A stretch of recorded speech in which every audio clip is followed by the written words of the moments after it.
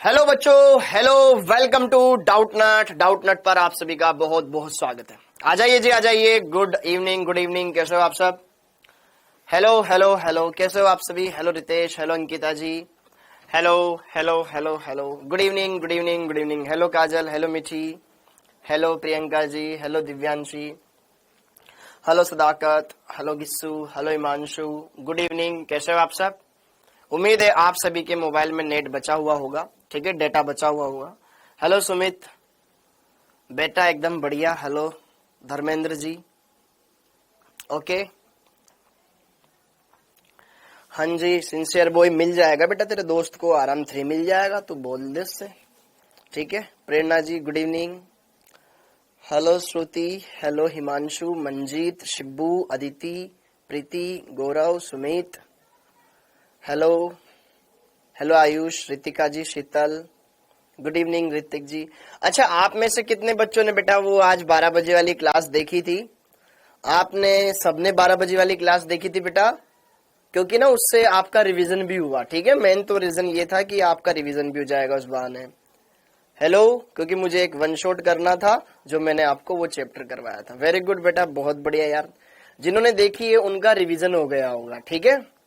हाँ जी, बहुत बढ़िया। हाँ जी, कमेंट बॉक्स देख रहा हूँ ना भाई। वेरी गुड बेटा, बहुत बढ़िया ऋतिक, बहुत बढ़िया जी, बहुत बढ़िया। ठीक है, जिन्होंने देखा उनका बहुत बहुत अच्छा। लेक्चर नंबर 6 है ना ये? हाँ, ये लेक्चर नंबर 6 है भाई, लेक्चर नंबर 6 है, लेक्चर नंबर 6 है, ओके। हाँ, अब बात करते हैं यहाँ पर आज हम क्या करने वाले हैं, क्या क्या चीजों को देखने वाले हैं। कमेंट दिखाई दे रहे हैं भाई, मेरे को कमेंट दिखाई दे रहे हैं। ओके, कहाँ पे देखना था? यूट्यूब पे देखना था और कहाँ देखना था? अब यहाँ पर कमेंट दिख रहा है बेटा, मुझे आप सबके कमेंट दिखाई दे रहे हैं, मुझे आप सबके कमेंट दिखाई दे रहे हैं। हैप्पी बर्थडे बेटा कोमल, हैप्पी बर्थडे जी, हैप्पी बर्थडे। ठीक है, okay okay. Sir school time 9 बजे से हो गया है, ओके। हाँ जी, हरिओम जी, आ जाओ। तो यहाँ पर आज हम क्या करेंगे बेटा, इस चैप्टर में हम पढ़ रहे थे लेंथेनाइड श्रेणी और एक्टिनाइड श्रेणी। प्रीवियस लेक्चर में मैंने आपको क्या करवा दिया था, एक बार उसका मैं रिवाइज करवा देता हूँ।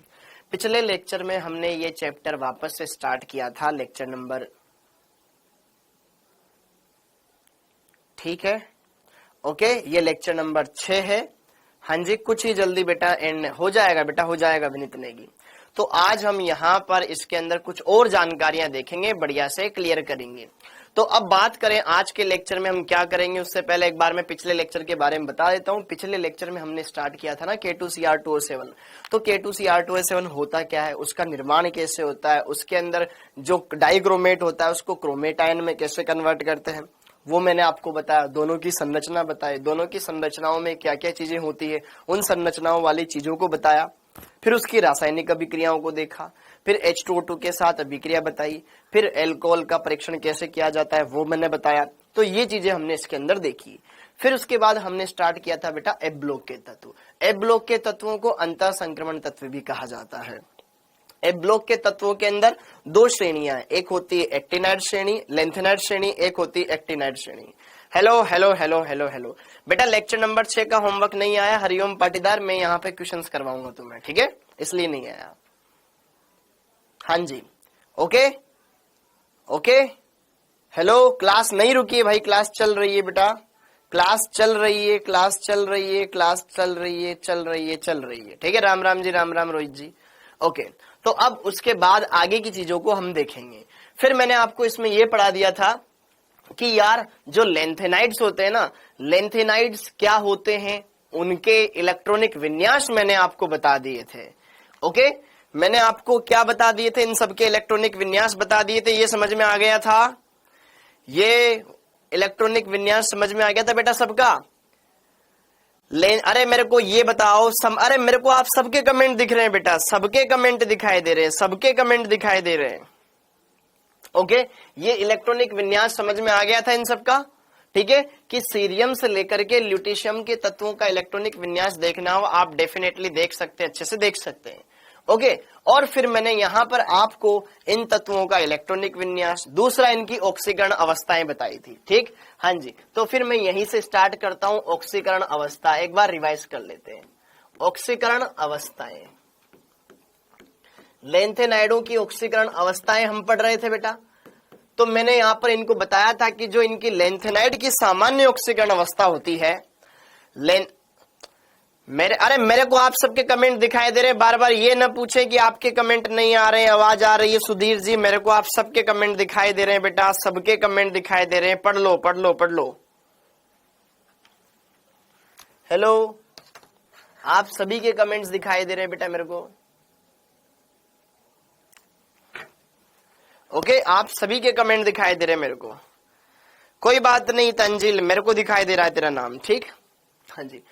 तो ऑक्सीकरण अवस्थाएं, लेंथेनाइड सामान्यतया कौन सी ऑक्सीकरण अवस्था दर्शाते हैं? तो मैंने यहां पर बताया था कि भाई इनकी जो सामान्य ऑक्सीकरण अवस्था होती है, सामान्य ऑक्सीडेशन स्टेट होती है बेटा, वो होती है +3। लेंथेनाइड +3 ऑक्सीकरण अवस्था भी दर्शा सकते हैं। लेकिन इसके अलावा मैंने आपको यह भी बताया था कि कुछ तत्व +4 और कुछ तत्व +2 ऑक्सीकरण अवस्था भी दर्शाते हैं। तो +4 कौन कौन से दर्शाते हैं? तो फिर मैंने आपको बताया था सीरियम, यहां पर प्रिजोडाइमियम और नियोडियम, और यहां पर 2 और थे। अच्छा, ये होल्मियम वाला जो मैंने लिखवाया था ना बेटा, होल्मियम वाला हटा देना। यहां पर होल्मियम की जगह यार वो टीबी था, टर्बियम और डिस्प्रोशियम। टर्बियम और डिस्प्रोशियम, ठीक है, क्योंकि यहां से 2 इलेक्ट्रॉन यहां से निकाल देगा, 2 यहां से निकाल देगा, F7 में चला जाएगा। ये वाला चेंज कर लेना। क्या मैं बोल रहा हूं कि जो यहां पर +4 ऑक्सीकरण अवस्था है वो इन तीनों और इस टर्बियम और डिस्प्रोशियम के द्वारा दर्शाई जाती है। तो +4 ऑक्सीकरण अवस्था सीने पर नदियां इनके द्वारा, और डिस्प्रोशियम और यहां पर आपका जो क्या था टर्बियम टीबी, इसके द्वारा +4 ऑक्सीकरण अवस्था भी दर्शाई जाती है। ठीक है, ओके। और मैंने आपको बताया था कि कुछ तत्व +2 ऑक्सीकरण अवस्था भी दर्शाते हैं। कौन कौन से हैं वो +2? 2 तो बीच के, समेरियम और यूरोपियम, और एक थूलियम और एक इटर्बियम। ठीक है, ओके। यहां पर समेरियम, यूरोपियम, एक तो SM और एक EU, और एक यहां पर थूलियम, ओके, और यटर्बियम, ये +2 ऑक्सीकरण अवस्था भी दर्शाते हैं। हाँ या ना? अरे मेरे को दिखाई दे रहा है सुशांत, मेरे को आप सबका कमेंट दिखाई दे रहा है। मोनिका जी आपका कमेंट आ रहा है, कमेंट आ रहा है। नारेंद्र कमेंट आ रहा है, कमेंट ने, अरे मेरे को कमेंट आ रहा है। नागेंद्र बार बार ये कमेंट मत करो, आ रहा है आप सबका कमेंट मेरे को यहां दिखाई दे रहा है। ठीक है, यहां पर टीबी बेटा +4 दर्शाता है। ओके, तो ये है जनरल ऑक्सीडेशन स्टेट। लेकिन कुछ यहां पे +4 भी दर्शाते हैं, कुछ +2 भी दर्शाते हैं। अरे मुझे दिख रहा है ना बेटा जी, मत करो ये बार बार जैसे पागलों जैसी बातें मत करो। मेरे को दिखाई दे रहा है, मैं आपको दिखाई दे रहा हूं ना, बस कमेंट करने से क्या हो जाएगा? मत करो ना, पढ़ने आयो ना यहाँ पर। मेरी बात ध्यान सुनो, बढ़िया से अच्छे से क्लियर करो और यहाँ पर आके पढ़ाई करो। ठीक है, मैं कमेंट हटा दूंगा आप सबके भी। कमेंट नहीं दिख रहा, कमेंट नहीं दिख रहा, कमेंट नहीं दिख रहा, मेरे को दिख रहा है आपका कमेंट। ओके, हाँ, तो यहां पर इनकी ये ऑक्सीकरण अवस्थाएं थी कि भाई लेंथेनाइड सामान्यतः +3 ऑक्सीकरण अवस्था दर्शाते हैं। कुछ तत्व जिनमें से ये +4 भी दर्शाते हैं, और कुछ तत्व यहां पर +2 ऑक्सीकरण अवस्था भी दर्शाते हैं। ये बात क्लियर हो गई। अब अगली बात इनके चुंबकीय गुण। अगला है यहां पर बेटा चुंबकीय गुण, लेंथेनाइड की चुंबकीय गुण।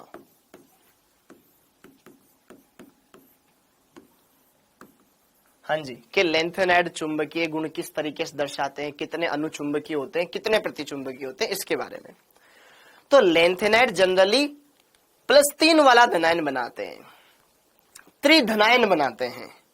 अगर हम बात करें त्रिधनायन लेंथेनाइड, अगर हम लेंथेनम को भी इंक्लूड कर लेना, लेंथेनम से जब हम गैडोलिनियम की ओर बढ़ते हैं बेटा, जब मैं लेंथेनम से गैडोलिनियम की ओर बढ़ता हूं, त्रिधनायन की बात करता हूं, तो F उपकोष में अयुग्मित इलेक्ट्रॉन बढ़ते जाते हैं।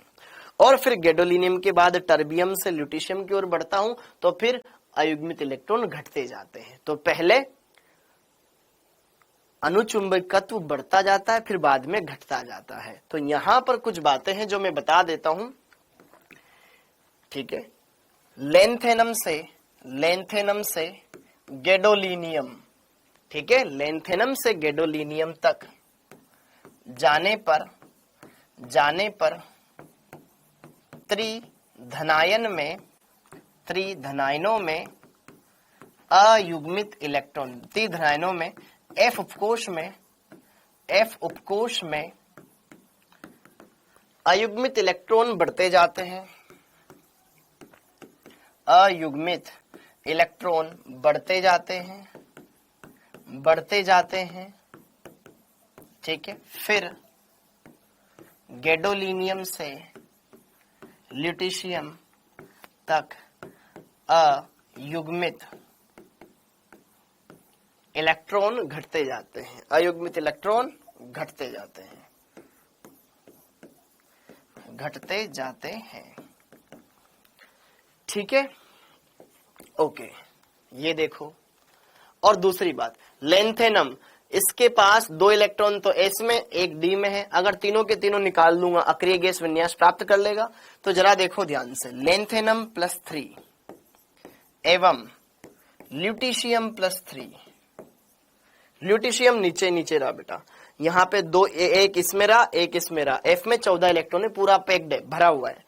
तो अगर मैं बात करूं लेंथेनम +3 और ल्यूटीशियम +3, इसमें अयुग्मित इलेक्ट्रॉन है ही नहीं। तो ये क्या होते हैं बेटा? प्रतिचुंबकीय होते हैं। ये कैसे होते हैं? प्रतिचुंबकीय होते हैं। और इसी तरीके से ध्यान से देखना, अगर मैं यटरबियम के अंदर से 2 इलेक्ट्रॉन S से निकाल दूं, 2 इलेक्ट्रॉन यहां से निकाल दूं, F में 14 रहेंगे, पूरे के पूरे भरे रहेंगे। और सीरियम के अंदर देखो, एक F में है, एक D में है और 4 इलेक्ट्रॉन यहां से निकाल दूं तो अक्रिय गैस विन्यास प्राप्त कर लेंगे ये जिनोन का। तो यहां पर देखो ध्यान से, अगर मैं बात करूं सीरियम +4, ठीक है, एवं जो यटरबियम +2 है, ये भी कैसा होता है? प्रतिचुंबकीय होता है। प्रतिचुंबकीय होता है क्योंकि इनके अंदर अयुग्मित इलेक्ट्रॉन है ही नहीं। एक्सेप्शन यहां पर अपवाद, ध्यान रखना, अपवाद ND जो नियोडाइमियम है, नियोडाइमियम, इसमें सबसे ज्यादा अनुचुंबकीय गुण पाया जाता है। यह सर्वाधिक अनुचुंबकीय होता है एक्सेप्शनली, ठीक है। अपवाद ND नियोडाइमियम सर्वाधिक अनुचुंबकीय होता है, सर्वाधिक अनुचुंबकीय होता है।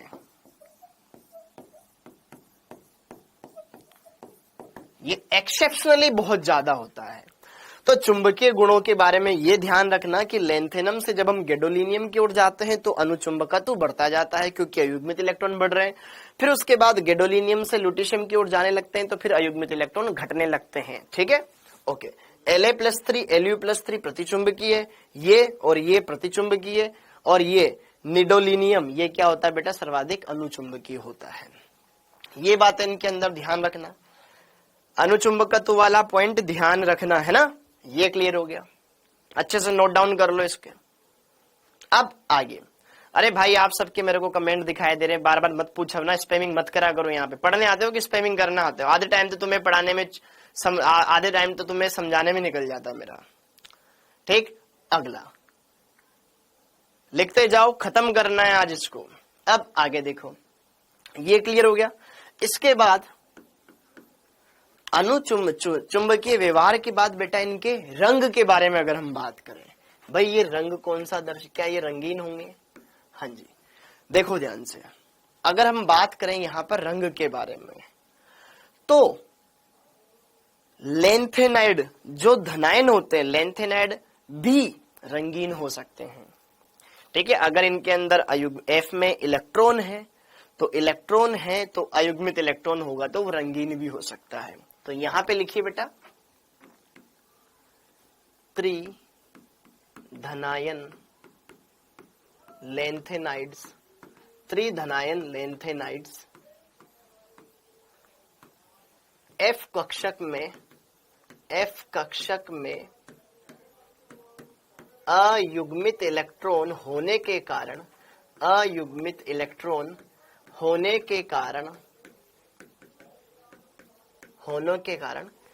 FF संक्रमण दर्शाते हैं, FF संक्रमण दर्शाते हैं, संक्रमण दर्शाते हैं, एवं रंग प्रदर्शित करते हैं, रंग प्रदर्शित करते हैं, रंग प्रदर्शित करते हैं। जैसे बच्चों होता है डीडी संक्रमण, एक निम्न ऊर्जा वाले डी कक्षक से एक उच्च ऊर्जा वाले डी कक्षक में जब इलेक्ट्रॉनों का संक्रमण होता है ना, तो वहां पर वो कलर शो करता है। सेम उसी तरीके से बच्चों यहाँ पर जब इलेक्ट्रॉन निम्न ऊर्जा स्तर वाले एफ कक्षक से उच्च ऊर्जा वाले एफ कक्षक में जाएगा तो ऊपर जाके उसकी ऊर्जा बढ़ जाएगी, स्टेबिलिटी घट जाएगी, तो वापस जब नीचे आएगा ना तो वो ऊर्जा रिलीज करता है, और रिलीज करता है तो हमें उसका कलर शो होता है। तो यहां पर ये एफ एफ संक्रमण, ठीक है, हम पढ़ेंगे डीडी संक्रमण उप सहसंयोजक संकुल वाले चैप्टर में कि डीडी संक्रमण क्या होता है, जहां पे T2G और EG कक्षकों के बीच में इलेक्ट्रॉनों का एक्साइटेशन होता है, डी एक्साइटेशन होता है। ठीक, तो ये है रंग। रंग के लिए रेस्पॉन्सिबिलिटी क्या है, एफ एफ संक्रमण। ठीक, ये बात हो गई। अगला लेंथेनाइड संकुचन, लेंथेनाइड संकुचन।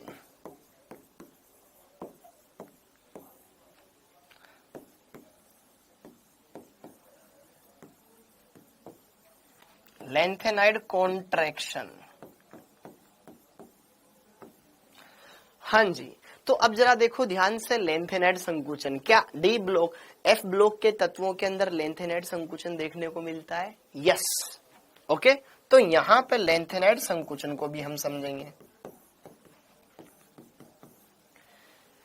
यार लेंथेनम के जो बाद आने वाले 14 तत्व होते हैं बेटा, मैंने आपको पहले भी पढ़ाया था, उसमें लास्ट इलेक्ट्रॉन एफ उपकोष में जाता है और उसका परिरक्षण प्रभाव बहुत कम होता है, हाँ या ना? जिससे क्या होता है, जैसे जैसे हम आगे बढ़ते जाते हैं तो आकार में कमी आने लग जाती है, आकार में कमी आने लग जाती है। समझ में आया? ओके, तो यहां पे जरा देखो ध्यान से, ये लेंथेनाइड संकुचन क्या होता है? लेंथेनाइड संकुचन क्या है कि यार जो 4f कक्षक है, 4f कक्षक है, उसके द्वारा बाह्य इलेक्ट्रॉनों का दुर्बल परिरक्षण प्रभाव। देखो हमें पता है एस उपकोष, एफ या कक्षकों की बात कर लो मैं, एस पी डी एफ, सबसे दुर्बल परिरक्षण एफ का होता है। एफ कक्षक बाहर वाले इलेक्ट्रॉनों को नाभिक की ओर आने से नहीं रोक पाता है, क्योंकि उसका परिरक्षण सबसे वीक होता है, सबसे दुर्बल होता है, और उससे क्या होता है, जैसे जैसे हम बाएं से दाएं चलते हैं आकार में कमी आने लग जाती है। ठीक है, तो यहां पे जरा देखिए ध्यान से, लेंथेनाइड संकुचन क्या होता है कि लेंथेनम के पश्चात आने वाले तत्वों सीरियम से ल्यूटीशियम तक अंतिम इलेक्ट्रॉन 4f कक्षक में प्रवेश करता है।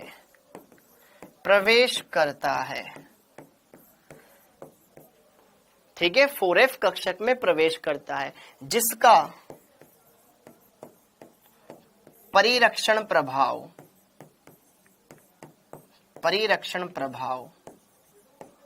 दुर्बल होता है,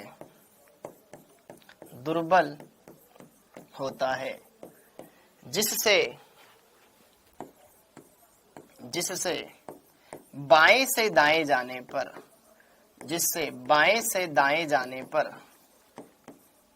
जाने पर आकार में कमी आती जाती है। ठीक है, ये हमने पीरियोडिक टेबल वाले चैप्टर में भी पढ़ा था कि अगर मैं लेंथेनम से ल्यूटीशियम की ओर जाऊंगा ना बेटा, साइज कंटिन्यूअसली रिड्यूस होता चला जाएगा। अगर मैं इनके त्रिधनायन भी बनाऊं तो, क्योंकि जनरली ये +3 वाले धनायन बनाते हैं।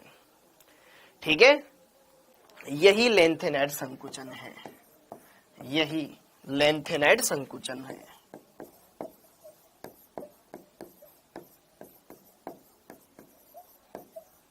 अच्छे से लिख लेना। ठीक है, यही लेंथेनाइड संकुचन है। ठीक, लिख लो इसको फटाफट से।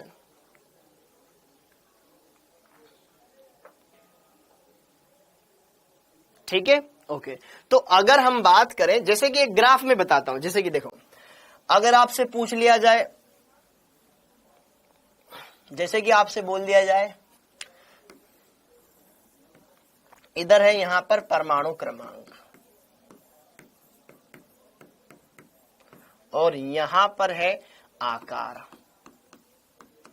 तो बेटा यहां से लेके यहां इधर से आकार ऐसे घटता ही जाता है। ठीक है, इसको बना लो। यहां पर अगर मैं ले रहा हूं लेंथेनम +3, तो लेंथेनम +3 का आकार सबसे बड़ा रहेगा, लेकिन जैसे जैसे जैसे जैसे मैं ल्यूटीशियम +3 की तरफ जाऊंगा आकार निरंतर घटता चला जाएगा, आकार निरंतर घटता चला जाएगा। सबसे ज्यादा आकार, फिर थोड़ा आगे बढ़ेंगे आगे बढ़ेंगे आकार बढ़ेंगे, आकार संकुचित होता जाता है। ठीक है, तो अगर आपसे जैसे कि पूछ लिया जाए कि La+3, फिर यहां पर Ce+3, फिर आपसे बोल दिया जाए Eu+3, फिर आपसे बोल दिया जाए Lu+3, इनके आकार का क्रम देखा जाए, ये 4 आयन मैंने लिए +3 वाले, तो हमें ये पता होना चाहिए कि यार हम देखो लेंथेनम 57 नंबर पे आता है, फिर सीरियम आ जाता है, फिर यूरोपियम आता है, ल्यूटीशियम सबसे लास्ट में आता है, तो इधर से इधर जा रहे हैं तो आकार घटता जाएगा, तो एटॉमिक साइज का क्रम कैसा होगा, घटता हुआ क्रम रहेगा, ये ध्यान रखेंगे हम। ओके, एटॉमिक साइज डिक्रीज होती जाएगी।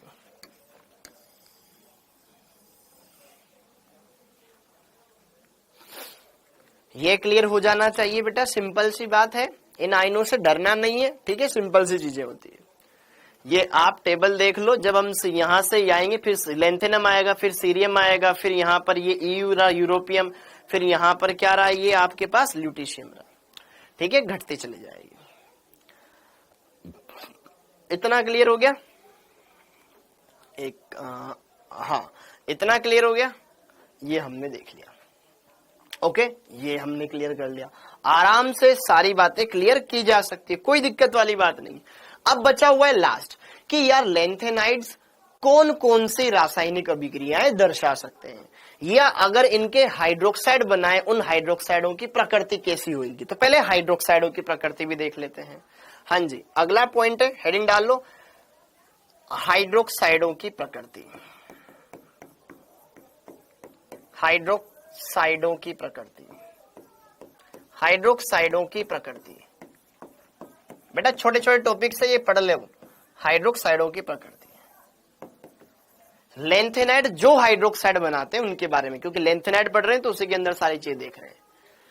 अब लेंथेनाइड्स के हाइड्रोक्साइडों की प्रकृति, तो देखिए ध्यान से, इधर से इधर आ रहे हैं। देखो आवर्त सारणी में जब हम बाएं से दाएं जाते हैं बेटा, तो क्या होता है कि हाइड्रोक्साइडों की क्षारीय प्रवृत्ति कम होती जाती है, क्योंकि बाएं से दाएं चलते हैं तो इधर वाले अम्लीय गुण दर्शा आयनिक प्रवृत्ति के होते हैं, इधर आते आते आते सहज संयोजक गुण दर्शाने लगते हैं। हाँ या ना? तो इधर वाले जो हाइड्रोक्साइड बनाएंगे ना वो अम्लीय होते हैं, इधर वाले क्षारीय होते हैं। तो बाएं से दाएं जब हम जाते हैं तो क्षारीय प्रवृत्ति घटती जाती है, इधर वाला सर्वाधिक क्षारीय होएगा, इधर आते आते क्षारीय प्रवृत्ति सबसे कम होती चली जाती है। समझ आया? ओके, तो यहां पे जरा देखो ध्यान से, लेंथेनाइडों में बाएं से दाएं जाने पर, बाएं से दाएं जाने पर इनके हाइड्रोक्साइडों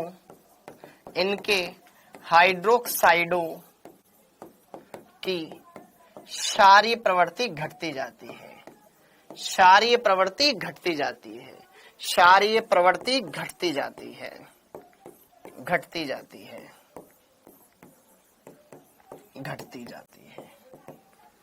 ओके, जैसे कि देखो ध्यान से, अगर लेंथेनम अपना हाइड्रोक्साइड बना रहा है +3 का, जैसे कि गैडोलिनियम अपना +3 का हाइड्रोक्साइड बना रहा है, जैसे कि मान लीजिए और कोई +3 का अपना हाइड्रोक्साइड बना रहा है, जैसे कि लेंथेनाइड, जैसे कि ल्यूटीशियम ले लिया, तो अगर हम देखें बेटा तो ये बिल्कुल लेफ्ट में और वो राइट में आ जाएगा, तो उधर से उधर जाते हैं तो क्षारीय गुण इनके घटते जाएंगे, रहेंगे तो क्षारीय, ये सबसे ज्यादा क्षारीय, ये सबसे कम क्षारीय। सिंपल सी बात है, कोई ज्यादा यहाँ पे ज्यादा ओच पोच नहीं लगाना है, ठीक है। तो क्षारीय प्रवृत्ति,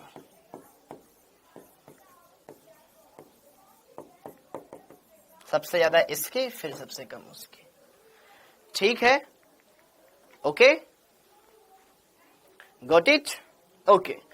अब आती है इनकी लेंथेनाइडों की रासायनिक अभिक्रियाएं। लेंथेनाइड कौन कौन सी रासायनिक अभिक्रियाएं दर्शा सकते हैं? हाँ जी, एक बारी इसको नोट डाउन कर लो बेटा साथ के साथ।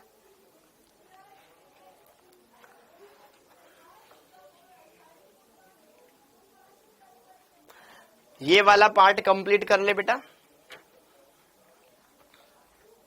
हो गया। बाएं से दाएं चलने पर इनके हाइड्रोक्साइडों की क्षारीय प्रवृत्ति घटती जाती। अब आता है लेंथेनाइड्स की रासायनिक अभिक्रियाएं। हाँ जी, तो अगला पार्ट है लेंथेनाइडों की रासायनिक अभिक्रियाएं। लेंथेनाइडों की रासायनिक अभिक्रियाएं, रासायनिक अभिक्रियाएं, इसको एक ही शॉट में अपन लिख लेंगे, अभिक्रियाएं।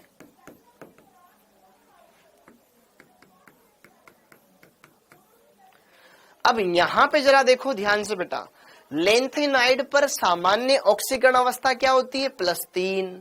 तो ये +3 ऑक्सीकरण अवस्था के हिसाब से ही उत्पाद बनाएंगे, कोई भी ले लेना, ठीक है। अब जैसे कि देखो ध्यान से, मैं एलन, सभी लेंथेनाइड को एलन से दर्शाऊंगा। एलन का मतलब क्या है? लेंथेनाइड।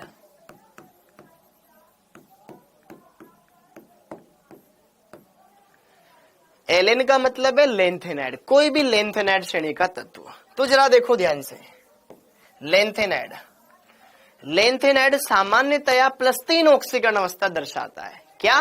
+3 ऑक्सीकरण अवस्था दर्शाता है।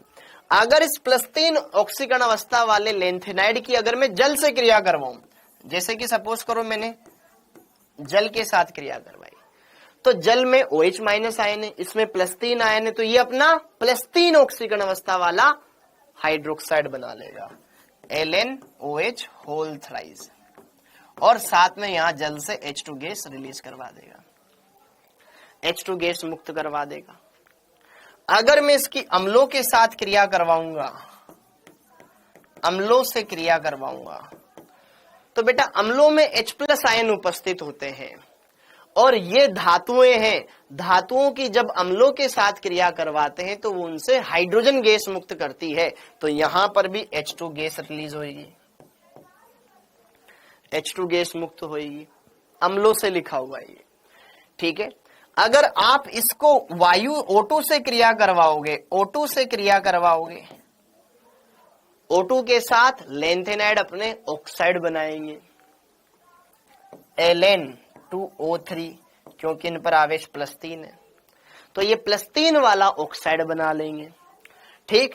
सेम इस तरीके से अगर इनकी अभिक्रिया N2 से क्रिया करवाओगे, N2 से क्रिया, तो ये यहां पर क्या बनाएंगे? इन पर तो आवेश +3 होता है और नाइट्राइड आयन होता है -3, तो ये एलन लेंथेनाइड नाइट्राइड बना लेंगे, इस टाइप के बना लेंगे। इस पर +3 है और इस पर -3 है, बैलेंस हो जाएगा, ठीक है। अगर मैं इनकी अभिक्रिया करवाऊं किसके साथ?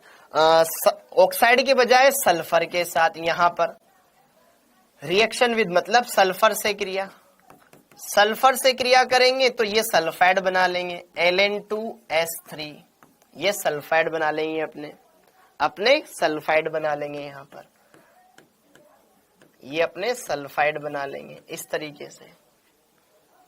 ये छोटी छोटी बातें हैं जो आपको देखनी है, ओके। इन तरीकों से इनके प्रोडक्ट बनाए जा सकते हैं। जल में डालूंगा तो इसका हाइड्रोक्साइड बना लेगा, अम्लों से H2 गैस मुक्त कर देगा, ऑक्सीजन से अपना ऑक्साइड बना लेगा, सल्फर से सल्फाइड बना लेगा, नाइट्रोजन से नाइट्राइड बना लेगा। मेन मोटा मोटा ये ध्यान रखना है। बोलो, ये एक ही डायग्राम में सारी बातें क्लियर, एनसीईआरटी में भी यही दे रखा है, देख लेना वहां पर, ठीक है, ओके। और अगर यहां पर कार्बन के साथ करवाएं अपन, कार्बन से क्रिया, तो बेटा ये धातु है और कार्बन अधातु है, धातु अधातु के बीच में आयनिक बंध बनेगा, तो यहाँ पे ये कार्बाइड बनाते हैं, धात्विक कार्बाइड अलग अलग टाइप के, जैसे कि Ln Ln2C3, इस प्रकार के आदि। यहां पर ये अलग अलग टाइप के प्रोडक्ट दे सकते हैं। हाँ जी, तो ये लेंथेनाइड वाला पोर्शन फिनिश होता है, लेंथेनाइड वाला पोर्शन यहां पर फिनिश होता है। ओके, यह सारी बातें हैं, बिल्कुल सारी बातें। देखो इतना कोई इंटरेस्टिंग बात नहीं चल रही है इसमें। हमने लेंथेनाइड का इलेक्ट्रॉनिक विन्यास देखा, उसका ऑक्सीकरण अंक देखा, फिर उसका चुंबकीय गुण देखा, वहां उन तीनों में से क्वेश्चन आएगा। ओके, बाकी तो ये आपके नॉलेज के लिए कि हाँ ध्यान रख लेना इनको। ओके बच्चों, क्लियर है बेटा?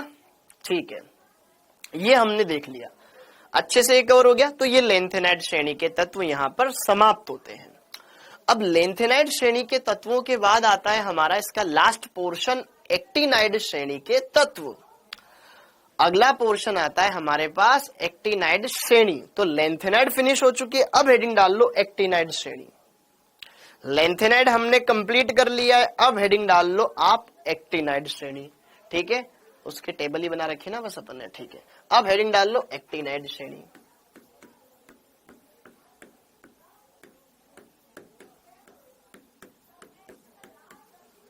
हाँ जी, एक्टिनाइड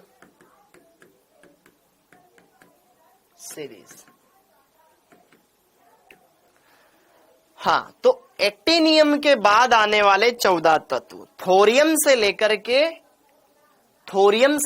के लोरेंशियम तक के 14 तत्वों को इसमें रखा गया है। बाकी इनकी ट्रिक तो मैंने आपको लिखवाई रखी है। तो पहला पॉइंट, ठीक है, एक्टिनियम 89, ऐसी एक्टिनियम के बाद के 14 तत्व,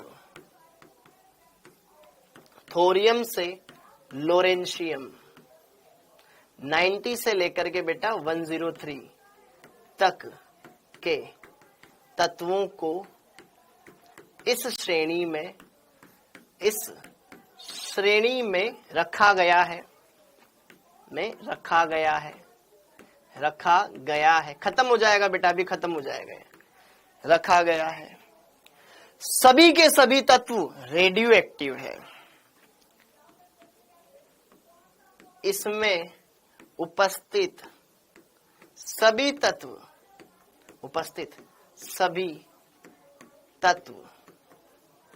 रेडियो एक्टिव है। ये पॉइंट। अगला पॉइंट, था थोरियम पा प्रोटेक्टियम यू, था पा यू 90 91 92, ये 90 ये 91 ये 92 प्राकृतिक रेडियो एक्टिव तत्व है। था पा यू प्राकृतिक रेडियो एक्टिव तत्व है, प्राकृतिक रेडियो एक्टिव तत्व है।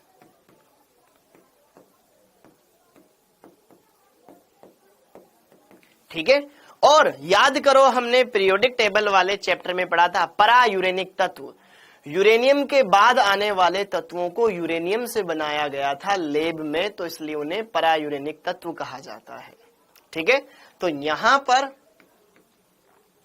यूरेनियम के बाद के तत्वों, इसमें कहां से यूरेनियम के बाद कौन आता है? थापायु नेपाली, नेपच्यूनियम के बाद नेपच्यूनियम NP 93 से लोरेंशियम 103 तक के तत्व कृत्रिम रेडियो एक्टिव तत्व होते हैं। कृत्रिम रेडियो एक्टिव तत्व होते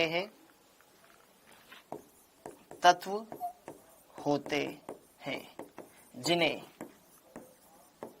परायूरेनिक तत्व कहा जाता है। परायूरेनिक तत्व कहा जाता है। ये पॉइंट आप क्लियर कर ले बेटा, बस ये हमने लिख लिया। अब ज्यादा थ्योरी नहीं लिखेंगे, अब बस केवल इलेक्ट्रॉनिक विन्यास वाले टेबल बनाएंगे। तो पहला पॉइंट क्लियर है, सभी के सभी रेडियो एक्टिव है। थापायु, ठीक है, ये कैसे नेचुरल रेडियो एक्टिव एलिमेंट्स, और बाकी यूरेनियम के बाद आने वाले नेपच्यूनियम से लेकर लोरेंशियम तक के, इनको लैब में बनाया गया है, मैन मेड है ये आर्टिफिशियल रेडियो एक्टिव एलिमेंट्स है, ठीक, जिन्हें परायूरेनिक ट्रांस यूरेनिक एलिमेंट्स कहा जाता है। ये नोट कर लें, ये डन हो जाए। अब इसके बाद बनाएंगे हम इनकी टेबल। तो टेबल ये रही सामने, ये रही टेबल। थोरियम से लेकर के,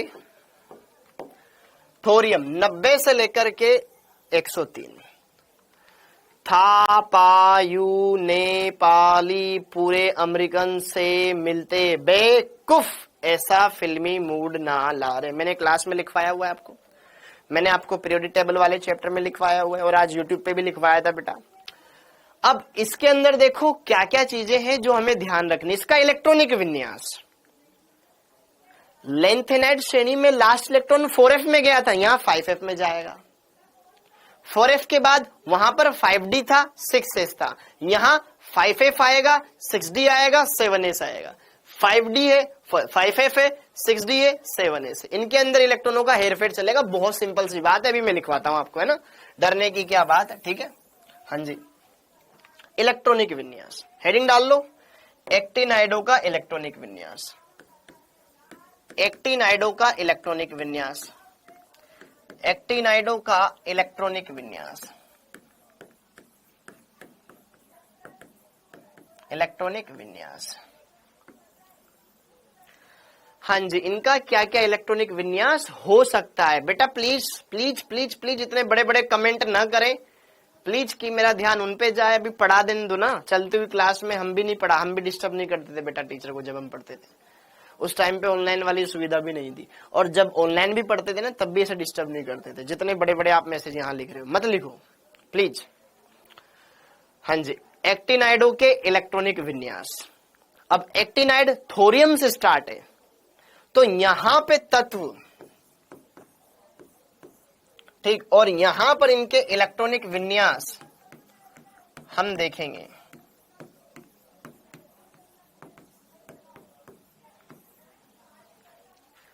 हाँ जी, तो यहां पर अगर हम बात करें, एक्टिनाइड का पहला तत्व है बेटा यहां पर थोरियम। अरे इसका नाम क्यों लिख रहा हूं मैं यार, TH थोरियम था। फिर 2 नंबर पे आएगा बेटा पा, प्रोटेक्टियम। 3 नंबर पर आएगा थापायु, यूरेनियम, ठीक है। ये 90, 91, 92 ऐसे बना लो फटाफट से। थापायु नेपाली नेपच्यूनियम, ये आ जाएगा 93 पर, और फिर 5 नंबर पर प्लूटोनियम, ठीक है। थापायु नेपाली पूरे अमेरिकन अमरीशियम 95, फिर आ जाएगा से मिलते क्यूरियम, फिर आ जाएगा बेवकूफ बर्केलियम 97, फिर आ जाएगा कुफ कैलिफोर्नियम, फिर आ जाएगा 99 ES आइंस्टीनियम, आइंस्टीन साहब, ठीक है। और फिर 100 नंबर पर आता है बेटा आपके पास आइंस्टीनियम, ऐसा फिल्मी फर्मियम बोलते हैं ना इसको, हाँ फर्मियम 100 नंबर पर फर्मियम ऐसा फिल्मी मूड ना ला रहे, ठीक है। 101, 102, 103 लोरेंशियम, ये नोबेलियम ऐसा कुछ नाम है इसका, नोबेलियम, और ये मेंडेलिवियम। तो जरा देखो, थोरियम, प्रोटेक्टियम, यूरेनियम, नेपच्यूनियम, और ये है प्लूटोनियम, ये आपके बाद अमरेशियम, ठीक है, अमेरिशियम, ये क्यूरियम, ये बर्केलियम, ये कैलिफोर्नियम, ये है आपके पास आइंस्टीनियम, ये आपके पास फर्मियम, ये आपके मेंडेलिवियम, और ये आपके पास नोबेलियम, और ये है आपके पास लोरेंशियम। तो बेटा ये 14 तत्व, अरे खत्म हो जाएगा, अभी सबर काट ले बेटा, खत्म हो जाएगा, मत कर बड़े बड़े मैसेज, खत्म हो जाएगा, स्पैमिंग किए जा रहा है, ठीक। अब यहां पर इनके इलेक्ट्रॉनिक विन्यास को देखें, तो बहुत ही इंटरेस्टिंग इसका इलेक्ट्रॉनिक विन्यास है भाई। थोरियम आता है 90 पर, 90 से जस्ट पहले अक्रिय गैस कौन सी आती है? 86 रेडोन। 90 से जस्ट पहले अक्रिय गैस आती है बेटा रेडोन। फिर इसके बाद यहां पे 5F आ जाएगा, फिर इसके बाद 6D आ जाएगा, 7S आ जाएगा। ऐसे ही सेम चीज सब में फॉलो होएगी। यहां पर भी रेडोन, 5F 6D 7S, 5 ये radon, 5F 6D 7S, 5 radon, 5F 6D 7S radon. लिख लो एक बार, याद हो जाएगा। 5D, 5F 6D 7S। ठीक है, वरना ऐसे की ऐसी शीटें दे दी जाती बच्चों को कि पढ़ लेना घर पे। ठीक है, इसलिए बोल रहा हूं मैं, लिख लो इनको। ठीक, यहां पे ये radon, 5F 6D 7S radon, 5F 6D 7S radon, 5F 6D 7S। खत्म हो जाएगा बेटा, अभी बस कुछ नहीं बचा रहा यार। 5F 6D 7S radon, 5F 6D 7S radon, 5F 6D 7S radon, 5F 6D 7S, 5F 6D 7S, 5F 6D 7S।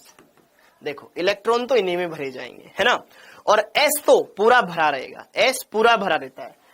ये 86 2 हो जाते हैं आपके 88। सब में S में तो 2 इलेक्ट्रॉन आएंगे।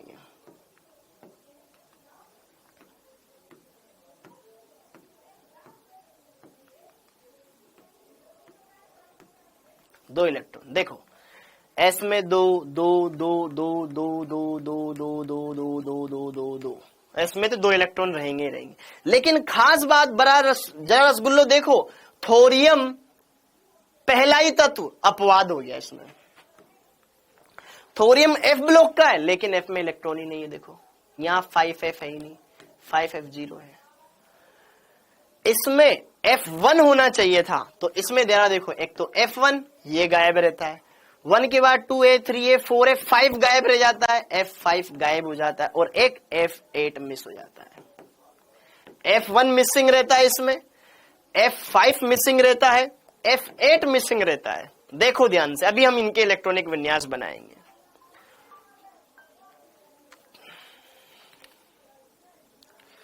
क्लियर है? ये सारी चीजें यहां पर आपको देखनी है, बढ़िया से क्लियर करनी है, सारी बातों को समझना है। अब यहां पे इसको देखोगे आप तो सारी बातें आपको बखूबी क्लियर होगी, हर एक बात को ध्यान समझना। थोरियम देखो 86 2 88 89 और 90 वाला इलेक्ट्रॉन इसमें जाना चाहिए था, क्योंकि ये तीसरे वर्ग के जस्ट बाद आ जाता है ना, तो D1 के बाद D2 हुए, उससे पहले इलेक्ट्रॉन इसमें जाना चाहिए था। ये होना चाहिए था, यहाँ पे F1 होना चाहिए था, लेकिन इसमें नहीं होता है। थोरियम वाले में ये बात ध्यान में रखनी है। थोरियम होता F ब्लॉक का तत्व है, लेकिन इसके अंदर लास्ट इलेक्ट्रॉन भी D कक्षक में ही जाता है। इसके गुणधर्म इनसे मिलते हैं, इसलिए इसको इसमें रखा गया है। ठीक है, यहां पर डायरेक्ट 2 होता है। ठीक है, तो यहां F1 होना चाहिए था। अब यहां पे आप बोलोगे सर अब यहां पे F1 नहीं, डायरेक्ट F2, वो एक इलेक्ट्रॉन वापस इधर आ जाता है, यहां पे 2, अब ये वापस से 0। ठीक है, यहां पे F1 होना चाहिए था। ठीक है, यहां पर D1 बच जाएगा। ठीक है, यहां पर देखो रेडोन 86 2 88 88 89 90, फिर 91 वाला इसमें आना चाहिए था, पक्का आएगा, लेकिन वो वापस से इलेक्ट्रॉन इसमें आ जाता है। ये कुछ जो रेयर है उनके एक्सेप्शन देख लेना, 86 2 88 89 फिर 90 91। अब इसी में चलता जाएगा। ध्यान रखना, एक तो F5 गायब है, F1 गायब है और F8 गायब है। हाँ जी, फिर यहाँ पर 1 3 1 4, अब यहाँ पे 1 5 आना चाहिए था, आना चाहिए था ना, तो यहाँ पर 1 5 न होकर के बेटा यहाँ पे 6 0 हो गया, 6 0 हो गया, यहाँ पर 7 0, यहाँ पर 8 0 आना चाहिए था, 8 0 आना चाहिए था, लेकिन अरे रे रे, ठीक है 7 0 हो गया, यहां पर 7 1 आ जाएगा, 7 1 आ जाएगा, 7 1 आ जाएगा, ठीक है, 8 गायब, और यहां पर 8 1 आना चाहिए था, वापस से वो इलेक्ट्रॉन कूद के इधर आ जाता है, 9 0, फिर 10 0, फिर 11 0, फिर यहां पर 12 0, फिर यहां पर 13 0, यहां पर 14 0, यहां पर 14, फिर इधर आ जाता है वो। ये इनके इलेक्ट्रॉनिक विन्यास है, ये इनके इलेक्ट्रॉनिक विन्यास है, ये इनके इलेक्ट्रॉनिक विन्यास है, ये ध्यान रख लेना भाई, थोड़ा सा अजीबो गरीब है, एक तो ये थोरियम वाला, ओके, बाकी फिर वापस से F में भरने लग जाते हैं इलेक्ट्रॉन, ठक ठक ठक ठक ठक, फिर यहां पर ये ने प्लूटोनियम वाला थोड़ा हेर फेर वाला मामला है, इसको संभाल लेना। फिर उसके बाद यहां पर F7 के बाद यहां पर देखो इन दोनों में अमेरिशियम और क्यूरियम में F7 मेंटेन है, फिर यहां पर F9 हो गया, सावधान रहें, सतर्क रहें, बाकी फिर आप इसको फिल करते रहें, कुछ बहुत ही ज्यादा अच्छे से ये वाली बातें हैं। हाँ जी, एक बार इनको नोट कर लो। हेलो,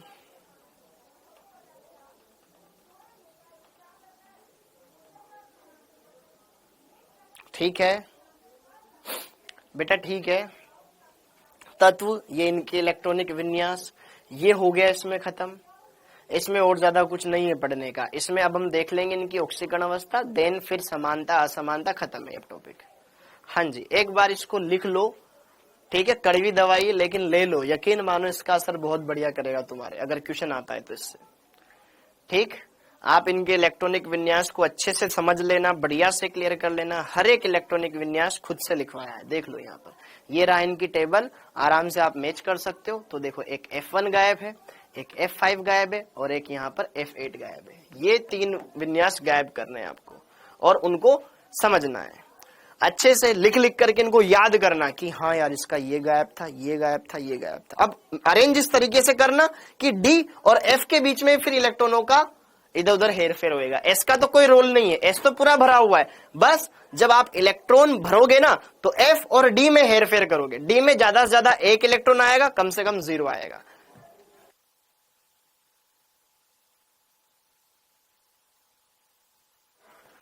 हाँ जी, तो इस तरीके से वो सारी बातें आपको वहां पर देखने को मिल जाएगी।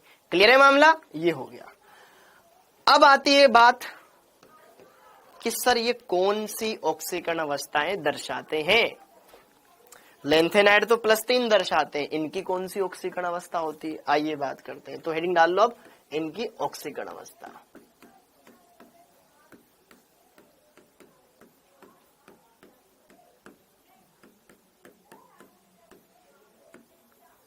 ऑक्सीकरण अवस्थाएं, तो ऑक्सीकरण अवस्थाओं में यह भी लेंथेनाइडों की तरह सामान्यतः +3 ऑक्सीकरण अवस्था दर्शाते हैं।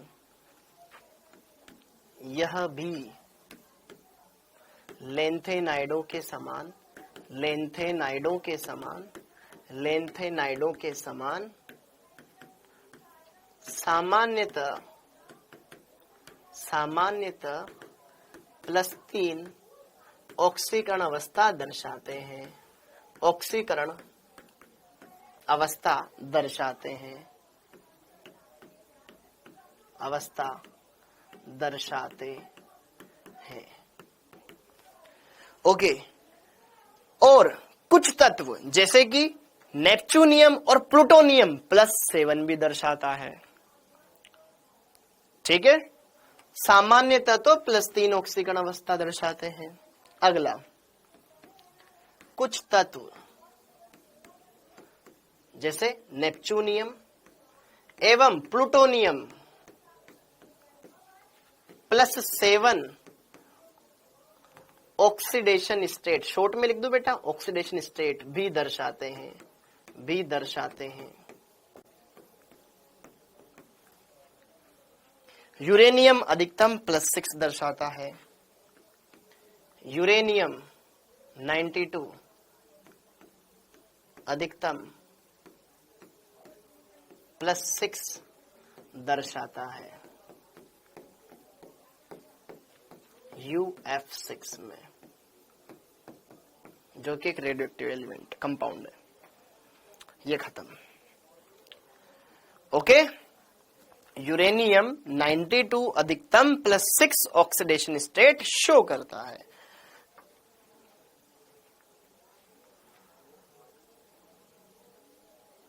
ये 3 पॉइंट लिख लो, ये 3 पॉइंट लिख लो। अधिकतम ये दर्शाता है। नेपच्यूनियम प्लूटोनियम +7 तक चला जाता है, ये +6 अधिकतम दर्शाता है, मैक्स टू मैक्स +6 दर्शाता है। खत्म बात, अब नहीं करेंगे ज्यादा बात। अब देखो ध्यान से, यहां पर ये क्लियर हो गया। अब देखो ध्यान से इनकी समानताएं, इनको अच्छे से समझ लो, ये आपके पास आएंगे फिर छाप लेना इनको। हाँ जी, समानताओं के बिंदु। लेंथेनाइड और एक्टिनाइड में तुलना करेंगे, पहले दोनों में समानता देखेंगे फिर असमानता देखेंगे। हाँ जी, सबसे पहले लेंथेनाइड और एक्टिनाइड में तुलना कर लेते हैं। अब लेंथेनाइड और एक्टिनाइड में तुलना कर लेते हैं। हाँ जी, अरे देख रहा हूं मैं, तुम्हारे कमेंट देख रहा हूं, नहीं दिख जाते हैं मेरे को, बस छोटे कर रखे हैं तुम्हारे कमेंट ताकि मेरा ध्यान न भटके। हाँ जी, हाँ जी, क्लियर हो गया। सर थर्ड लाइन में 90 एलिमेंट गलत लिखा है, थर्ड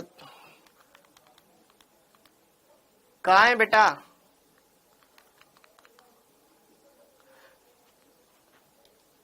ठीक है, 104 का विन्यास, 104 का विन्यास बेटा D2 हो जाएगा, D2 हो जाएगा, वो D2 हो जाएगा।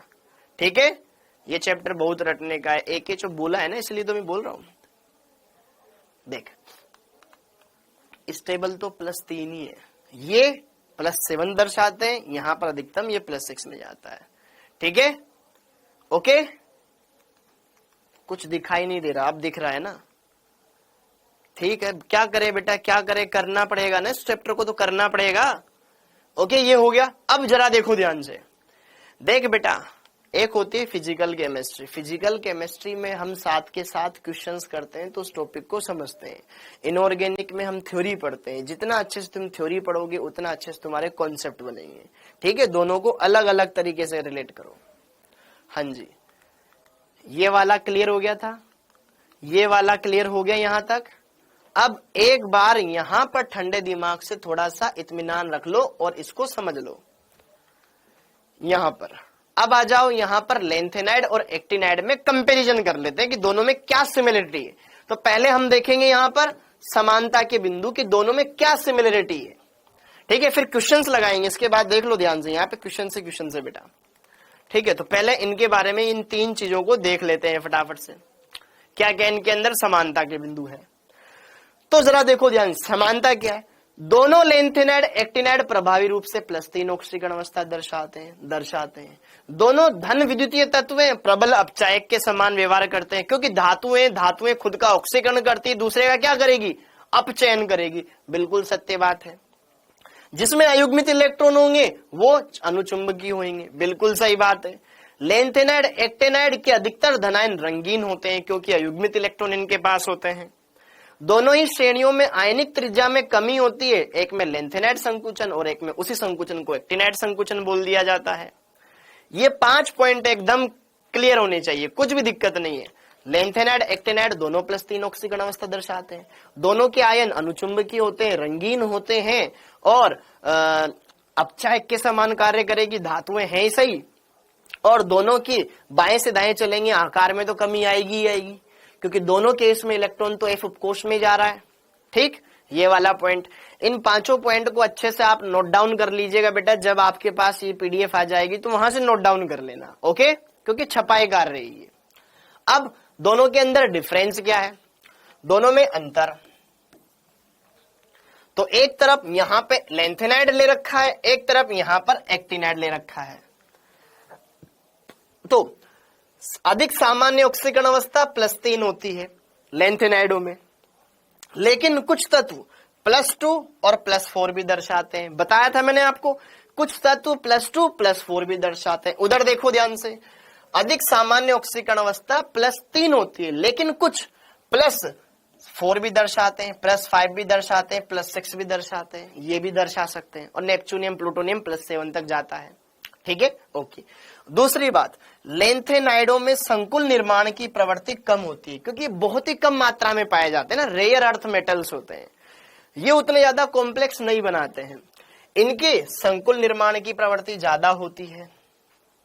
ठीक है, अगला, प्रोमिथियम को छोड़कर के कोई भी रेडियो एक्टिव नहीं है, यहां सभी के सभी रेडियो एक्टिव है। हाँ जी, लेंथेनाइडो के ऑक्साइड और हाइड्रोक्साइड कम क्षारीय है। लेंथेनाइड के नीचे आते हैं एक्टिनाइड, ऊपर से नीचे आने पर क्षारीय गुण बढ़ते हैं, ये अधिक क्षारीय हो जाते हैं। ये 4 पॉइंट क्लियर हो गए एकदम, बोलो, ये 4 पॉइंट क्लियर हो गए एकदम। एक बार 1 बाय 1, इनकी भी सामान्य ऑक्सीकरण अवस्था बेटा +3 है, उनकी भी 3 है, लेकिन मैंने बताया था ना कि कुछ +2 और +4 दर्शाते हैं। यस, उधर भाई +3 तो है, लेकिन कुछ +6 दर्शाते हैं, कुछ +7, कुछ +4, कुछ +5 ऐसे दर्शाते हैं।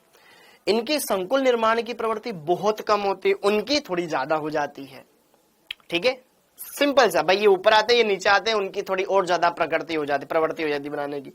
इसमें प्रोमिथियम रेडियो एक्टिव है, उसमें सारे के सारे रेडियो एक्टिव है। ये थोड़े कम क्षारीय, वो ज्यादा क्षारीय, ऊपर से नीचे आने पर क्षारीय गुण बढ़ते हैं। तो लेंथेनाइड ऊपर होते हैं, एक्टिनाइड उसके जस्ट नीचे होते हैं, तो इनकी क्षारीय प्रवृत्ति ज्यादा होती है, इनकी कम होती है। ये क्लियर हो जाएंगे तो ये अंतर हो गया। अब लास्ट पॉइंट, एक्टिनाइडों के कुछ महत्वपूर्ण उपयोग, क्योंकि रेडियो एक्टिव तत्व है बेटा, रेडियो एक्टिव पदार्थों का हम बहुत जगह इस्तेमाल करते हैं, यूरेनियम का इलेक्ट्रिसिटी में, कैंसर के ट्रीटमेंट में, है ना, रेडियो एक्टिव पदार्थों का इस्तेमाल किया जाता है। तो एक्टिनाइडों के कुछ प्रमुख उपयोग ये देख लो, इसको आपको जब पीडीएफ आएगी बेटा आपके पास, तो वहां से नोट डाउन कर लेना। हाँ जी, तो अब जैसे कि बायोलॉजी में तुमने पढ़ा होगा, इनके केमिकल्स के यूज वगैरह भी पढ़ोगे आप। थोरियम, थोरियम परमाणु रिएक्टर में ईंधन छड़ के रूप में और कैंसर के उपचार में उपयोगी होता है। इनको कैंसर के ट्रीटमेंट में, फिर एटॉमिक रिएक्टर में एज अ फ्यूल इस्तेमाल किया जाता है। यूरेनियम नाभिकीय ईंधन में प्रयुक्त होता है। इसके अलावा कांच उद्योग में, टेक्सटाइल इंडस्ट्री में इसका उपयोग किया जाता है। प्लूटोनियम परमाणु रिएक्टर में, परमाणु बम में ईंधन के रूप में प्रयुक्त होता है। रेडियो एक्टिव है, जनरली इनको एटॉमिक रिएक्टर्स में इस्तेमाल किया जाता है, एटॉमिक रिएक्टर्स में इस्तेमाल किया जाता है। Thorium, uranium, plutonium, thorium, uranium, plutonium, ये ध्यान रख लेना, बाकी ये चैप्टर खत्म हो गया। हाँ जी, एक बार आप अपनी बात रख सकते हो, यहाँ पर आप अपनी बात रखने के लिए स्वतंत्र हो बेटा।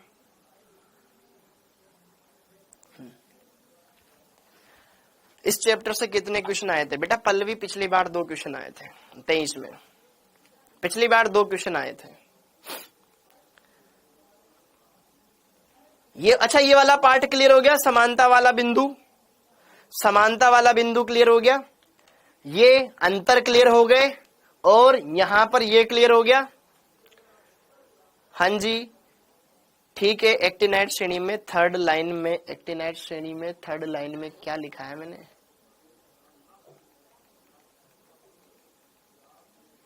यहां पे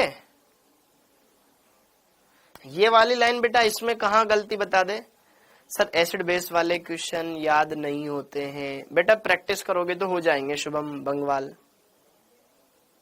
को अलग अलग क्यों रखा गया? दोनों के अंदर इलेक्ट्रॉन अलग अलग में आ रहा है ना, एक में 4f में जा रहा है, एक में 5f में जा रहा है बेटा।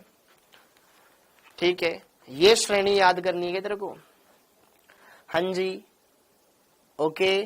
TH को TA लिखा है, अच्छा कहाँ लिखा है यार? TH तो लिखा है यहाँ पर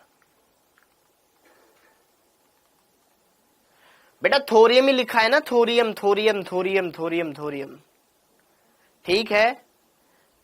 थोरियम को TH लिखे हैं, कहाँ लिखा है भाई? कहीं लिखा है क्या? लिखा है तो बेटा गलत लिखा है मैंने ना, अगर मैंने, अच्छा यहां पे लिखा है, ओके।